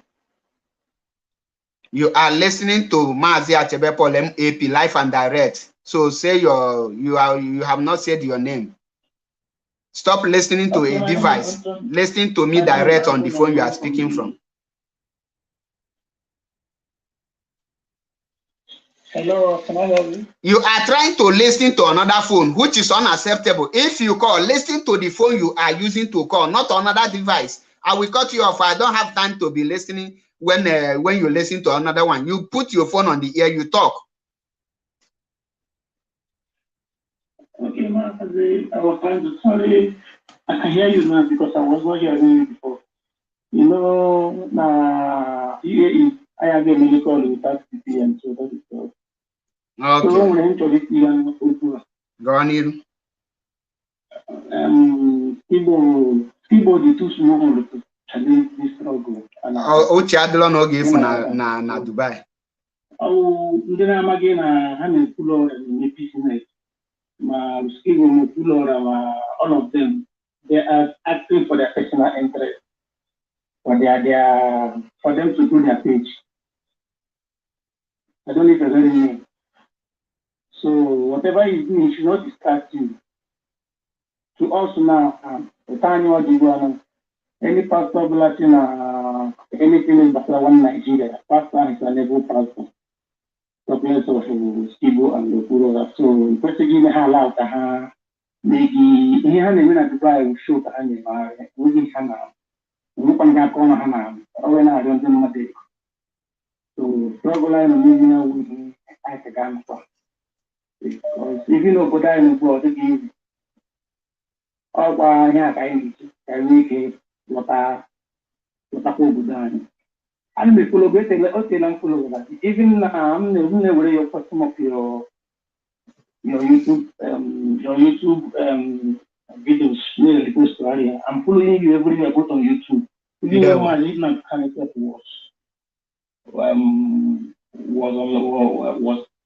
has not been in. So what I want to say in this struggle, all can be done because own a handy half wall who has to say them or the easy, no good do and the Miana and one who do you at the Panagi. So we are in the hand issue, we have also like I had it. Mazi, ebo name ega ma Skibo the too small. Skibo peka na many people the problem many people never have water no na ha jipụta na social media na-ezuzu ka onye ọbụla jipụta na social media na-ezuzu. Abụ m confirm IPOB and before join IPOB I know what I decide and I join IPOB and on that nokita I have crossed my mind na any person nsi na ya bulugo mgbọrọgwụ gbachilezi na this Biafra ihe ahụ ga-eme chinya mee tata ma Skibo ma this small boy ya na-akpọ okwuluora ha na-abụ ọ bụrụ na ha na-abụ retrace lo their step ọkụ ga-agba ha na-abụ ha marụ na Biafra abụrụ for comedy.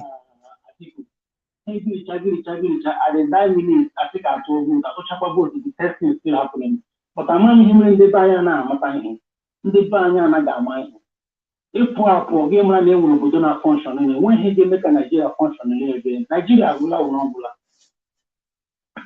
obodo a na ugbu a na anya anaghị anya ọkụ anaghị anyụ anyụ everything na function security dị everywhere but ebe na obodo nke anyị ya dị n'echi but anaghị etiga anya na ọdụ steeti maka okwuluora ndekolobu ya ndekolobu ya na program anyị na-ebọtụ ihe nke a o mere jere ka ọ gafego bandị mere adịghị mma ọ kwesịrị ịbịa na apologize for him nke na ọta. Exactly. So ka Skibo ha na ndị a niile nọ na Dubai achọghị ịga kpọwa ha maka maazị kwuo n'okwu ndị dị ndụ na gumi of ido a stop nwụlom no this ụmụ crayfish ndị elulu ihe nga handụ ọ bụ ha need amụ amaso ha gba social media war no onye okwu karịa ọnụ ya mgbasa fiscal war ọ kwete na ọ na-eme onye Skibo kwukarị ọnụ ya nya nazie na ọtọzie na Dubai okwu fọ onye ọtọ na Dubai ọ na-aba anyị ife eme ya dị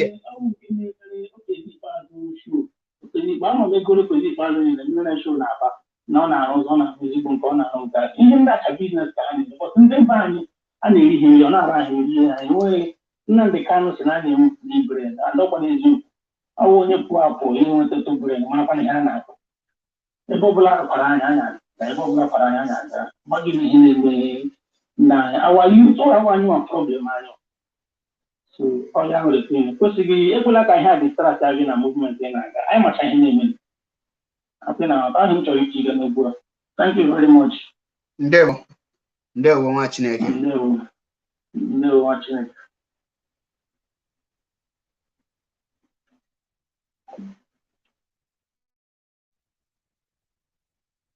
Have a lot of callers. I don't even know the one to pick and the one not to pick. Welcome to the program. You have 2 minutes. Yeah, Mazi Achebe. Ndewo. Gawa n'iru, gwa anyị afa gị. Okay, just briefly. I'm sending on WhatsApp. If Afambo Ahmed. Okay. You watch Ghana Channel Television. It's just information to all Japan. Ghana Channel Television. They posted something and they say that 7 local vigilantes were killed by gunmen, and there's a tension there because those vigilantes are non-indigenous. So every sensible Biafra or every freedom fighter should go and download that page and save it, because that is the confirmation that those people parading themselves as a Bubago or local vigilante, they are foreigners. So now, Channel Television, they made a mistake by that post, telling people that those 7 people killed were non-indigenous. It is a confirmation that they are terrorists. So tomorrow, in case they download it or they remove it tomorrow, let everybody go and save that page, so that Hope Uzodinma will not come tomorrow and say that IPOB. Okay, somebody have sent it to me. It's like you are the one who sent it to me. This is the article, right? Just information. You cannot get it fully because. Did you see it? Yes, I've gotten it. Thank you. Okay. Thank Just you. go to their page and download that thing. It's for evidence. Thank you, brother. Ndewo nwa Chineke. Ndewo. Ndị be anyị na-egenu m ntị. Na-ekwu okwu freedom or na-ekwu okwu enwe some people na-ama nọ na-akpọ ọlụ m afa. Ọ na nnọ kịta skibo comedic or whatever is called. Mgbọsị ọ bụ na ekwensu kpọkọtara ya o wee sị na ọ bụrụ mụ abụ MAP mba ndụ anya na na be anyị. Nya ga address abụrụ m Lizzy Chimamanda na-etretini. Mba ndụ anya na na be anyị mgbọsị ọ bụ na ọ tụrụ okwu na be anyị ife ike mee nya. So he can say whatever he want to say in his platform. Adụlọ m care, but okwu for ọnụ mụ ga-anọ n'obodo anụ ga-anọ n'obodo anọ ba ndụ anya na na be anyị. Guys, ga-aga ọgụ ya na Dubai, and if care no taking ọgbagba ọsọ ndị ya na Dubai. Mmadụ ejikwa na mgbe egwu ọ bụrụ na amalụ that na at this point anyị nọ now, if you don't know how to shape your mouth ka Peter Obi ghara itinye gị n'ọnwụ ike, then IPOB will help you to shape it for you. Ọ bụrụ na ị maghị shape your mouth na ị chọrọ ikwu okwu anyhow, ikwu okwu anyhow ife ihe anyhow, kedu ebe na-ekwu okwu ndị na-ekwu okwu ndị na-anwebeghị level anwe Dubai o nekwa ndị Dubai ya bi wetara m na wa enwe ndị. In fact, mmadụ send him that thing mgbe ịkpali my personality.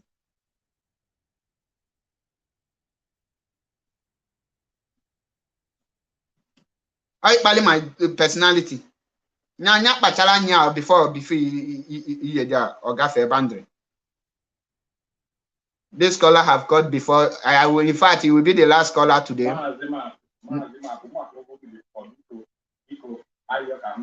People, my brother from India, and you give me a warning. If IPOB come for you, you'll be hiding. My comment is there. I'm not hiding. I told you before that Okwuluora is someone that supports so much financially and the mineral but I am disappointed with him. I have followed his record. Listen, our people are very gullible. Once we are giving them money, when they see truth, they will be shying away from me. What I'm saying today is that I have listened to Okwuluora broadcast. I can send it to you before. While he was saying that,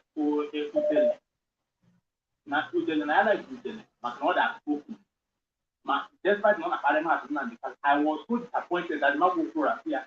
He lose follower for you to mention that no one likes to tell somebody not parliament and somebody on the character matter any place of time that is first for them. When this is a time on Eparima, you need to go to this woman was kidnapped initially.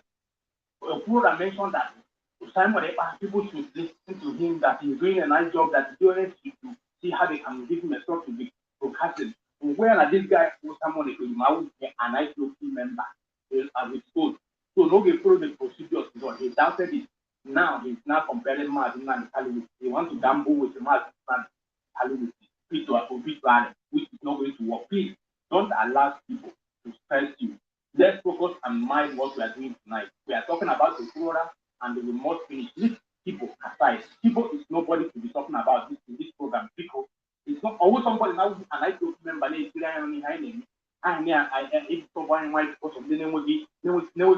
contribution. They are just aside.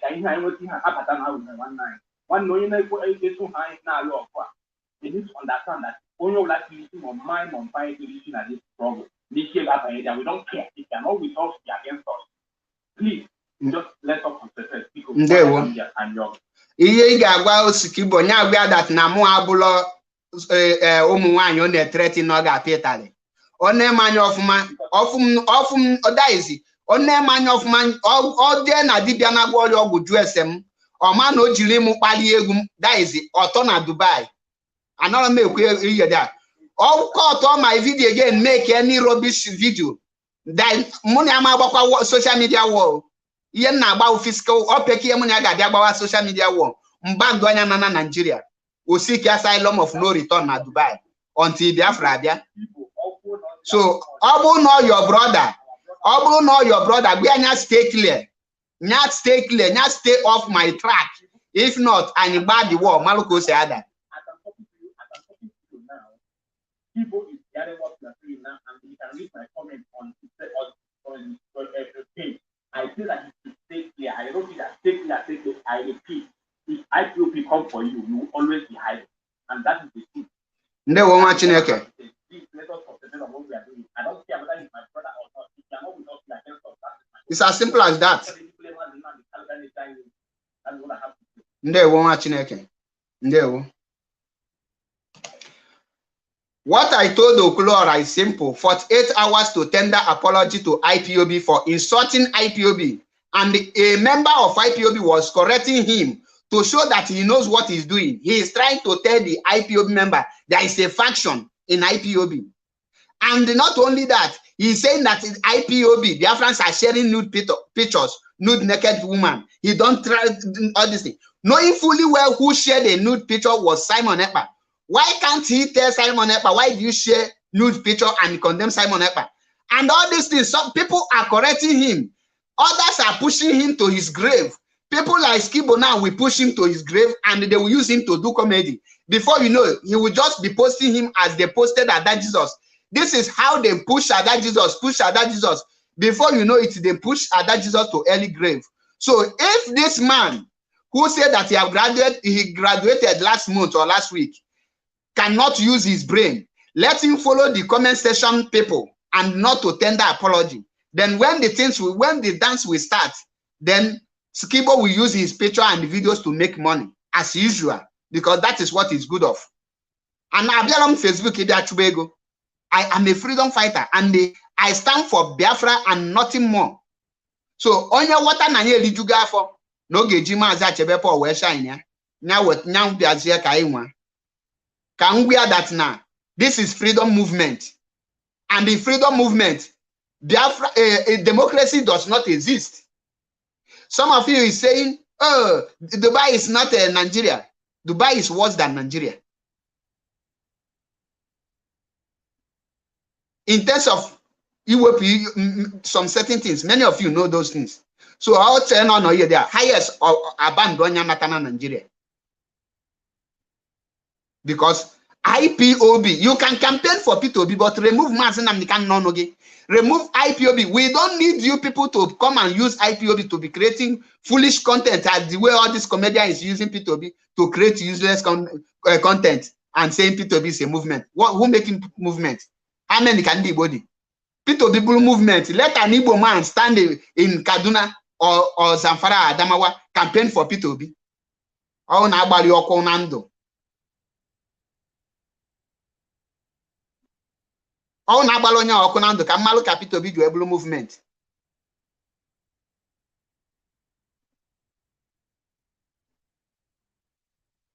On this note, all Tata is in a senyelum Omo MAP eziokwu bụ ndụ. One in Biafra land. As I say it, so shall it be. I'm telling here if you paint any person. Mbia here ngwagi ka ọ dị. And ngwacha gị ngwakwa gị ka ị ga-esi mie.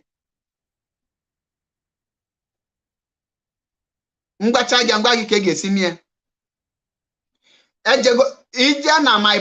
Ije na my platform, ị ga-afụ series of protests in Gagol. Ego m ka m ji agba ticket agịa. How many of you Gagol protest for Biafra restoration? How many of you Gagol protest for Mazi Nnamdi Kanu's freedom? Esim here no buy ticket, ga Belgium. I spent 2 days. I book hotel and every other thing. It's my money. Onwere onye unu menwulie ị ga-ebia ji ịnọkatin iricha akpụ no izuzuru pụta na social media inwe followers. You command 2,000 followers.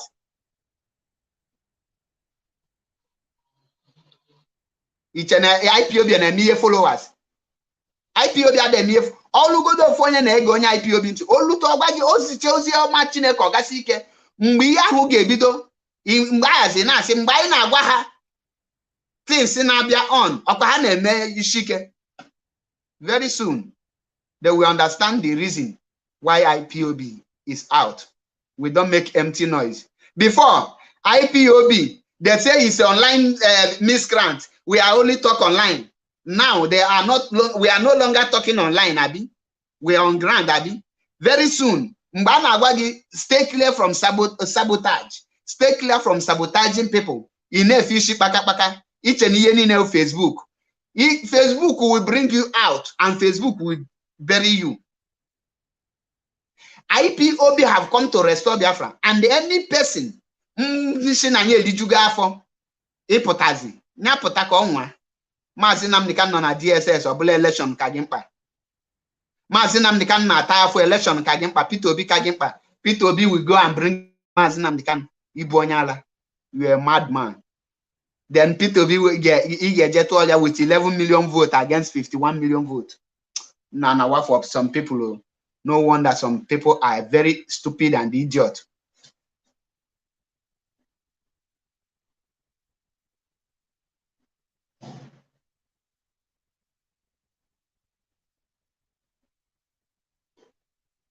Now, kwa okwuluora, unu ejekwa na agwa nya jiri nwa ya tender public apology. Na akwa nya unu ga-akwagide mgbe unu kwaluri ebe ahụ unu ga-akwanye unu kwanyezie ebe ahụ unu apụtazie unu abịa tiwe mkpu kwụba aka make a noise 1 week.